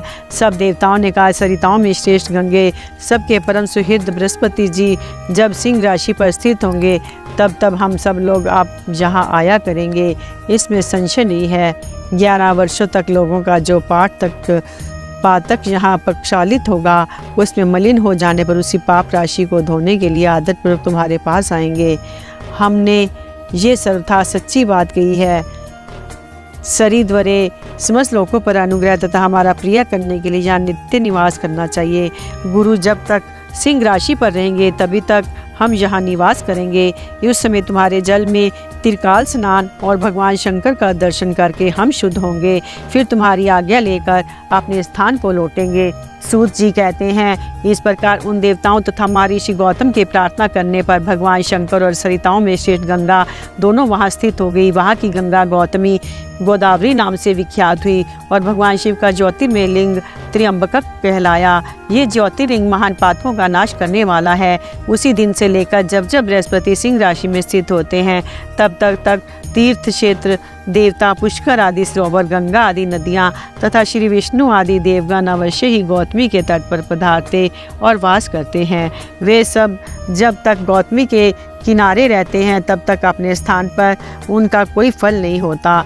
जब वे अपने प्रदेश में लौट जाते हैं तब वहाँ इनके सेवन का फल मिलता है।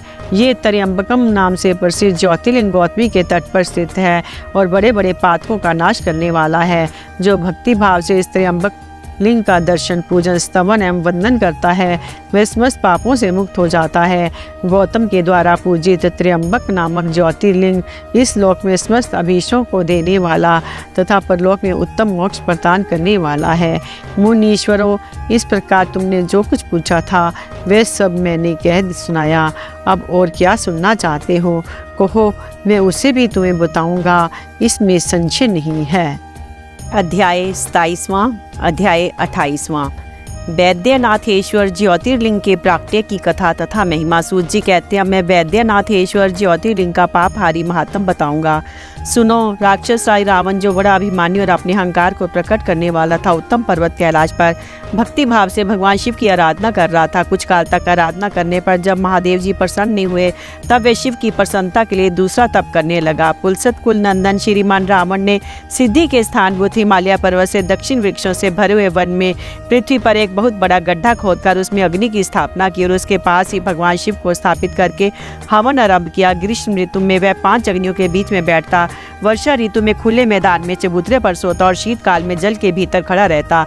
इस तरह 3 प्रकार से उसकी तपस्या चलती थी। इस रीति से रावण ने बहुत तप किया तो भी दुरात्माओं के लिए उनको जिनको रिझाना कठिन है वे परमात्मा महेश्वर उस पर प्रसन्न नहीं हुए। तब महामनस्वी दैत्यराज रावण ने अपना मस्तक काटकर शंकर जी का पूजन आरंभ किया। विधि पूर्वक शिव की पूजा करके वे अपना एक एक सिर काटता और भगवान को समर्पित कर देता था। इस तरह उसने क्रमशः अपने 9 सिर काट डाले। जब एक ही सिर बाकी रह गया तब भक्त वत्सल भगवान शंकर संतुष्ट एवं प्रसन्न हो वहीं उसके सामने प्रकट हो गए। भगवान शिव ने उसके सभी मस्तकों को पूर्ववत निरोग करके उसे उसकी इच्छा के अनुसार अनुपम उत्तम बल प्रदान किया।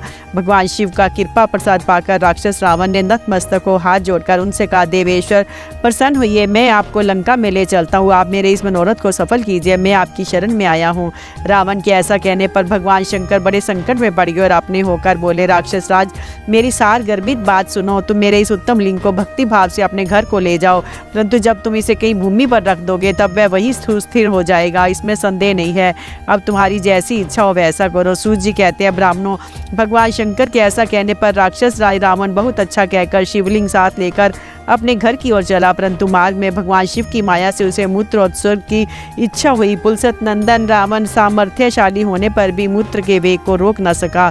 इसी समय वहां आसपास एक ग्वाले को देखकर उसने प्रार्थना पूर्वक वह शिवलिंग उसके हाथ में थमा दी और स्वयं मूत्र त्याग के लिए बैठ गया। एक मुहूर्त बीते बीते वह ग्वाला उस शिवलिंग के भार से अत्यंत पीड़ित हो व्याकुल हो गया। तब उसने उस पृथ्वी पर रख दिया। फिर तो वह हीरकमय शिवलिंग वही स्थित हो गया।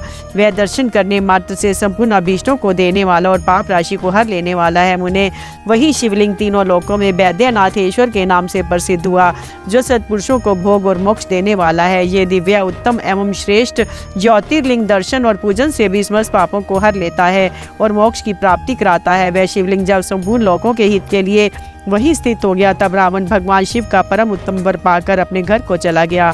वहां जाकर उस महान असुर ने बड़े हर्ष के साथ अपनी प्रिय मंदोदरी को सारी बात कह सुनाई। इंद्र आदि संपूर्ण देवता और निर्मल मुनियों ने जब ये समाचार सुना तब वे परस्पर सलाह करके वहां आए। उन सब का मन भगवान शिव में लगा हुआ था। उन सब देवताओं ने उस समय वहां बड़ी प्रसन्नता के साथ शिव का विशेष पूजन किया। वह भगवान शंकर का प्रत्यक्ष दर्शन करके देवताओं ने उस शिवलिंग की विधि व स्थापना की और उसका वैद्यनाथ नाम रखकर उसकी वंदना और स्तवन कर के वे स्वर्ग लोक को चले गए। ऋषियों ने पूछा, सूत जी, जब वे शिवलिंग वही स्थित हो गया तथा रावण अपने घर को चला गया तब वहाँ कौन सी घटना घटी, तो ये आप बताइए। सूत जी ने कहा, ब्राह्मणों, भगवान शिव का परम उत्तम वर पाकर महान असुर रावण अपने घर को चला गया। वहाँ उसने अपनी प्रिया से सब बातें कही और वह अत्यंत आनंद का अनुभव करने लगा। इधर इस समाचार को सुनकर देवता घबरा गए कि पता नहीं ये देवद्रोही महादुष्ट रावण भगवान शिव के वरदान से बल पाकर क्या करेगा। उन्होंने नारद जी को भेजा। नारद जी ने जाकर रावण से कहा, तुम कैलाश पर्वत को उठाओ, तब पता लगेगा कि शिव जी का दिया हुआ वरदान कहाँ तक सफल हुआ। रावण को ये बात जच गई, उसने जाकर कैलाश को उखाड़ लिया, इससे सारा कैलाश हिल उठा। तब गिरिजा के कहने से महादेव जी ने रावण को घमंडी समझकर इस प्रकार शाप दिया। महादेव जी बोले, रे दुष्ट भक्त दुर्बुद्धि रावण, तुम अपने बल पर इतना घमंड ना कर। तेरी इन भुजाओं का घमंड चूर करने वाला वीर पुरुष शीघ्र इस जगत में अवतीर्ण होगा। सूत जी कहते इस प्रकार वहाँ जो घटना हुई इसे नारद जी ने सुना। रावण भी प्रसन्नचित्त से जैसे आया था उसी तरह अपने घर को लौट गया। इसी प्रकार मैंने वैद्यनाथेश्वर का महात्म बताया है। इसे सुनने वाले मनुष्य का पाप भस्म हो जाता है। अध्याय 29वां। अध्याय 30वां। नागेश्वर नामक ज्योतिर्लिंग का प्रादुर्भाव और उसकी महिमा। सूत जी कहते हैं, ब्राह्मणों, अब मैं परमात्मा शिव के नागेश नामक परम उत्तम ज्योतिर्लिंग के आविर्भाव का प्रसंग सुनाऊंगा। दारुका नाम से प्रसिद्ध कोई राक्षसी था जो पार्वती के वरदान से सदा घमंड में भरी रहती थी। अत्यंत बलवान राक्षस दारुक उसका पति था। उसने बहुत से राक्षसों को साथ लेकर वहाँ सत्पुरुषों का संहार मचा रखा था। वह लोगों के यज्ञ और धर्म का नाश करता फिरता था। पश्चिम समुद्र के तट पर उसका एक वन था जो संपूर्ण समृद्धियों में भरा रहता था। उस वन का विस्तार सब ओर से 16 योजन था। दारुका अपने विलास के लिए जहाँ जाती थी वही भूमि, वृक्ष तथा अन्य सब उपकरणों से युक्त वह वन भी चला जाता था। देवी पार्वती ने उस वन की देखरेख का भार दारुका को सौंप दिया। दारुका अपने पति के साथ इच्छा अनुसार उसमें विचरण करती थी। राक्षस दारुक अपनी पत्नी दारुका के साथ वहां रहकर सबको भय देता था। उससे पीड़ित हुई प्रजा ने महर्षि औरव की शरण में जाकर उनको अपना दुख सुनाया। औरव ने शरणागतों की रक्षा के लिए राक्षसों का ये शाप दे दिया कि ये राक्षस यदि पृथ्वी पर प्राणियों की हिंसा या यज्ञों का विध्वंस करेंगे तो उसी समय अपने प्राणों से हाथ धो बैठेंगे। देवताओं ने जब ये बात सुनी तब उन्होंने दुराचारी राक्षसों पर चढ़ाई कर दी। राक्षस घबराए। यदि वे लड़ाई में देवताओं को मारते तो मुनि के शाप से स्वयं मर जाते हैं और यदि नहीं मारते तो पराजित होकर भूखों मर जाते हैं। उस अवस्था में राक्षसी दारुका ने कहा कि भवानी के वरदान से मैं इस सारे वन को जहाँ चाहूँ ले जा सकती हूँ। यूँ कहकर वह समस्त वन को ज्यों का त्यों ले जाकर समुद्र में जा बसी। राक्षस लोग पृथ्वी पर न रहकर जल में निर्भय रहने लगे और वहाँ प्राणियों को पीड़ा देने लगे। एक बार बहुत सी नावें उधर आ निकली जो मनुष्यों से भरी थी। राक्षसों ने उनमें बैठे हुए सब लोगों को पकड़ लिया और बेड़ियों से बांधकर कारागार में डाल दिया। वे उन्हें बारंबार धमकियां देने लगे। उनमें सुप्रिया नाम से प्रसिद्ध एक वैश्य था जो इस दल का सरदार था। वह बड़ा सदाचारी, भस्म रुद्राक्षधारी तथा भगवान शिव का परम भक्त था। सुप्रिया शिव की पूजा किए बिना भोजन नहीं करता था। वह स्वयं तो शंकर का पूजन करता ही था। बहुत से अपने साथियों को भी उसने शिव जी की पूजा सिखा दी थी। फिर सब लोग नमः शिवाय मंत्र का जप और शंकर जी का ध्यान करने लगे। सुप्रिया को भगवान शिव का दर्शन भी होता था। दारुक राक्षस को जब इस बात का पता लगा तब उसने आकर सुप्रिया को धमकाया। उसके साथी राक्षस सुप्रिया को मारने दौड़े। उन राक्षसों को आया देख सुप्रिया के नेत्र भय से कातर हो गए। वे बड़े प्रेम से शिव का चिंतन और उनके नामों का जप करने लगा। वैश्यपति ने कहा, देवेश्वर शंकर मेरी रक्षा कीजिए। कल्याणकारी त्रिलोकीनाथ दुष्ट हंता भक्तवत्सल शिव हमें इस दुष्ट से बचाइए। देव अब आप ही मेरे सर्वस्व हैं। प्रभु मैं आपका हूँ, आपके अधीन हूँ और आप ही सदा मेरे इस जीवन एवं प्राण हैं। सूत जी कहते हैं, सुप्रिया के इस प्रकार प्रार्थना करने पर भगवान शंकर एक विवर से निकल पड़े। उसके साथ ही चार दरवाजों का एक उत्तम मंदिर भी प्रकट हो गया। उसके मध्य भाग में अद्भुत ज्योतिर्मय शिवलिंग प्रकाशित हो रहा था। उसके साथ शिव परिवार के साथ सब लोग विद्यमान थे। सुप्रिया ने उनका दर्शन करके पूजन किया। पूजित होने पर भगवान शंभु ने प्रसन्न हो स्वयं पशुपात अस्त्र लेकर प्रधान राक्षसों, उनके सारे उपकरणों और सेवकों को भी तत्काल ही नष्ट कर दिया। उन दुष्ट हंता शंकर ने अपने भक्त सुप्रिया की रक्षा की। तत्पश्चात अद्भुत लीला करने वाले और लीला से ही शरीर धारण करने वाले शंभु ने उस वन को ये वर दिया कि आज से इस वन में सदा ब्राह्मण, क्षत्रिय, वैश्य और शूद्र इन चारों वर्णों के धर्मों का पालन हो। राक्षस इसमें कभी ना रहे। शिव धर्म के उपदेशक, प्रचारक और प्रवर्तक लोग इसमें निवास करें। सूत जी कहते हैं, इस समय राक्षसी दारुका ने दीनचित से देवी पार्वती की स्तुति की। देवी पार्वती प्रसन्न हो गई और बोली, बताओ तो तेरा क्या कार्य करूं। उसने कहा, मेरे वंश की रक्षा कीजिए। देवी बोली, मैं सच कहती हूँ, तेरे कुल की रक्षा करूंगी। ऐसा कहकर देवी भगवान शिव से बोली, नाथ आपकी ये बात युग के अंत में सच्ची होगी, तब तक तामसी सृष्टि भी रहे, ऐसा मेरा विचार है। मैं भी आपकी ही हूँ, आपके ही आश्रय में रहती हूँ, तो मेरी बात का प्रमाणित कीजिए। ये राक्षसी दारुका देवी है, मेरी ही शक्ति और राक्षसियों में बलिष्ठ है, अतः यही राक्षसों के राज्य का शासन करे। ये राक्षस पत्नियां जिन पुत्रों को पैदा करेंगी वे सब मिलकर इस वन में निवास करें, ऐसी मेरी इच्छा है। शिव बोले, प्रिय यदि तुम ऐसी बात कहती हो तो मेरा ये वचन सुनो। मैं भक्तों का पालन करने के लिए प्रसन्नतापूर्वक इस वन में रहूंगा। जो पुरुष वर्ण धर्म के पालन में तत्पर हो, प्रेम पूर्वक मेरा दर्शन करेगा, वह चक्रवर्ती राजा होगा। कलयुग के अंत और सतयुग के आरंभ में महासेन का पुत्र वीरसेन राजाओं का भी राजा होगा। वह मेरा भक्त और अत्यंत पराक्रमी होगा। यहाँ आकर मेरा दर्शन करेगा। दर्शन करते ही वह चक्रवर्ती सम्राट हो जाएगा। सूत जी कहते हैं, ब्राह्मणों, इस प्रकार बड़ी बड़ी लीलाएं करने वाले वे दंपति परस्पर हास्य युक्त वार्तालाप करके स्वयं वहां स्थित हो गए। ज्योतिर्लिंग स्वरूप महादेव जी वहां नागेश्वर कहलाए और शिवा देवी नागेश्वरी के नाम से विख्यात हुई। वे दोनों ही सत्पुरुषों को प्रिय है। इस प्रकार ज्योतियों के स्वामी नागेश्वर नामक महादेव जी ज्योतिर्लिंग के रूप में प्रकट हुए। वे तीनों लोकों की संपूर्ण कामनाओं को सदा पूर्ण करने वाले हैं। जो प्रतिदिन आदर पूर्वक नागेश्वर के प्रादुर्भाव का ये प्रसंग सुनता है, वह बुद्धिमान मानव महापातकों का नाश करने वाला संपूर्ण मनोरथों को प्राप्त कर लेता है। अध्याय 31वां। रामेश्वर नामक ज्योतिर्लिंग के आविर्भाव और महात्म का वर्णन। सूत जी कहते हैं, ऋषियों, अब मैं ये बता रहा हूँ कि रामेश्वर नामक ज्योतिर्लिंग पहले जिस प्रकार प्रकट हुआ, इस प्रसंग को तुम आदर पूर्वक सुनो। भगवान विष्णु के राम अवतार में जब रावण सीता जी को हरकर लंका में ले गया, तब सुग्रीव के साथ 18 पद्म वानर सेना लेकर श्री राम समुद्र तट पर आए। वहाँ वे विचार करने लगे कि कैसे हम समुद्र को पार करेंगे और किस प्रकार रावण को जीतेंगे। इतने में ही श्री राम को प्यास लगी। उन्होंने जल मांगा और वानर मीठा जल ले आए। श्री राम ने प्रसन्न होकर वह जल ले लिया। तब तक उन्हें स्मरण हुआ कि मैंने अपने स्वामी भगवान शंकर का दर्शन तो किया ही नहीं, फिर ये जल कैसे ग्रहण कर सकता हूँ। ऐसा कहकर उन्होंने उस जल को नहीं पिया। जल रख देने के पश्चात रघुनंदन ने पार्थिव पूजन किया। आवाहन आदि 16 उपचारों को प्रस्तुत करके विधि पूर्वक बड़े प्रेम से शंकर जी की अर्चना की। प्रणाम तथा दिव्य स्तोत्रों द्वारा यत्न पूर्वक शंकर जी को संतुष्ट करके श्री राम ने भक्ति भाव से उनसे प्रार्थना की। श्री राम बोले, उत्तम व्रत का पालन करने वाले मेरे स्वामी देव महेश्वर, आपको मेरी सहायता करनी चाहिए। आपके सहयोग के बिना मेरे कार्य की सिद्धि अत्यंत कठिन है।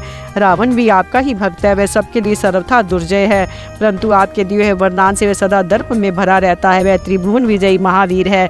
इधर मैं भी आपका दास हूँ, सर्वथा आपके अधीन रहने वाला हूँ। सदाशिव ये विचार कर आपको मेरे प्रति पक्षपात करना चाहिए। सूत जी कहते हैं, इस प्रकार प्रार्थना और बारंबार नमस्कार करके उन्होंने उच्च स्वर से जय शंकर जय शिव इत्यादि का उद्घोष करते हुए शिव का स्तवन किया। फिर उनके मंत्र के जप और ध्यान में तत्पर हो गए। तत्पश्चात पुनः पूजन करके वे स्वामी के आगे नाचने लगे। उस समय उनका हृदय प्रेम से द्रवित हो रहा था। फिर उन्होंने शिव के संतोष के लिए गाल बजाकर अव्यक्त शब्द किया। उस समय भगवान शंकर उन पर बहुत प्रसन्न हुए। वे ज्योतिर्मय महेश्वर वामांग भूता पार्वती तथा पार्षद गणों के साथ शास्त्रोक्त निर्मल रूप धारण करके तत्काल वहां प्रकट हो गए। श्री राम की भक्ति से संतुष्ट होकर महेश्वर ने उनसे कहा, श्री राम तुम्हारा कल्याण हो, वर मांगो। उस समय उनका रूप देखकर वहां उपस्थित सब लोग पवित्र हो गए। शिव धर्म परायण श्री राम जी ने स्वयं उनका पूजन किया। फिर भांति भांति की स्तुति एवं प्रणाम करके उन्होंने भगवान शिव से लंका में रावण के साथ होने वाले युद्ध में अपने लिए विजय की प्रार्थना की।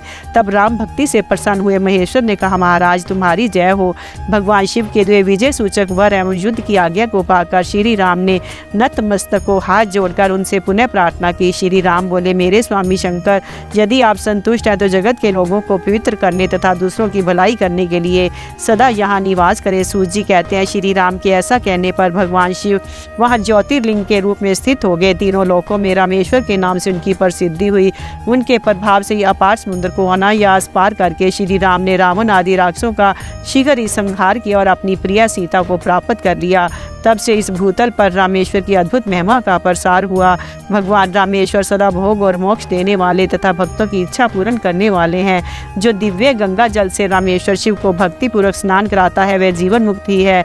इस संसार में देव दुर्लभ समस्त भोगों को भोग करके अंत में उत्तम ज्ञान पाकर वह निश्चय कैवल्य मोक्ष को प्राप्त कर लेता है। इस प्रकार मैंने तुम लोगों से भगवान शिव के रामेश्वर नामक दिव्य ज्योतिर्लिंग का वर्णन किया, जो अपनी महिमा सुनने वालों के समस्त पापों का अपहरण करने वाला है।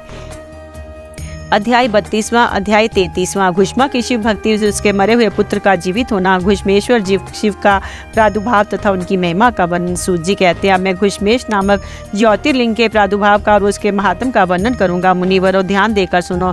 दक्षिण दिशा में एक श्रेष्ठ पर्वत है जिसका नाम देवगिरी है। वह देखने में अद्भुत तथा नित्य परम शोभा से संपन्न है। उसी के निकट कोई भरद्वाज कुल में उत्पन्न सुधर्मा नामक ब्रह्मवेता ब्राह्मण रहते थे। उनकी प्रिय पत्नी का नाम सुदेहा था। वे सदा शिव धर्म के पालन में तत्पर रहती थी, घर के काम काज में कुशल थी और सदा पति की सेवा में लगी रहती थी। द्विज श्रेष्ठ सुधर्मा भी देवताओं और अतिथियों के पूजक थे। वे वेद वर्णित मार्ग पर चलते और नित्य अग्निहोत्र किया करते थे। तीनों लोकों की संध्या करने से उनकी कांति सूर्य के समान उद्दीप्त थी। वे वेद शास्त्र के मर्मज्ञ थे और शिष्यों को पढ़ाया करते थे। धनवान होने के साथ ही बड़े दाता थे। सौजन्य आदि सद्गुणों के भाजन थे। शिव संबंधी पूजन आदि कार्यों में ही सदा लगे रहते थे। वे स्वयं तो शिव भक्त थे ही, शिव भक्तों से बड़ा प्रेम रखते थे। शिव भक्तों को भी वे बहुत प्रिय थे। ये सब कुछ होने पर भी उनके पुत्र नहीं था। इससे ब्राह्मण को तो दुख नहीं होता था, परंतु उनकी पत्नी बहुत दुखी रहती थी।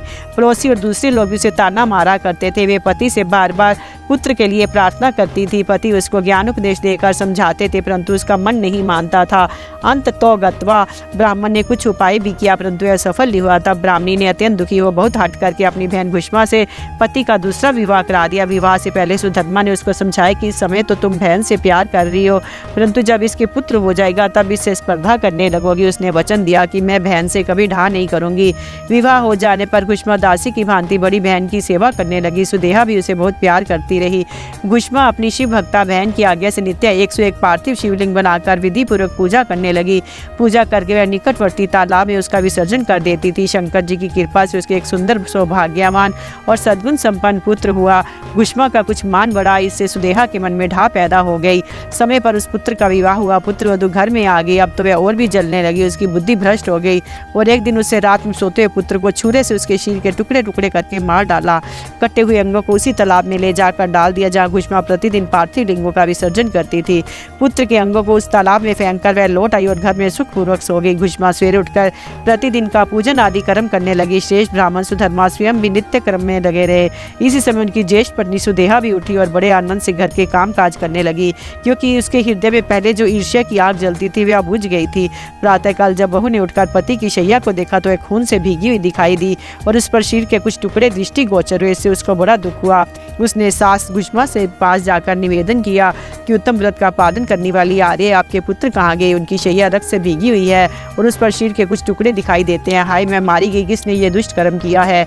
ऐसा कहकर वे बेटे की प्रिय पत्नी भांति भांति से करुण विलाप करती हुई रोने लगी। सुधर्मा की बड़ी पत्नी सुदेहा भी उस समय हाय मैं मारी गई ऐसा कहकर दुख में डूब गई। उसने ऊपर से तो दुख किया, किंतु मन ही मन वह हर्ष से भरी हुई थी। घुष्मा भी उस समय उस वधू के दुख को सुनकर अपने नित्य पार्थिव पूजन के व्रत से विचलित नहीं हुई। उसका मन बेटे को देखने के लिए तने भी उत्सुक नहीं हुआ। उसके पति को भी ऐसी ही अवस्था थी।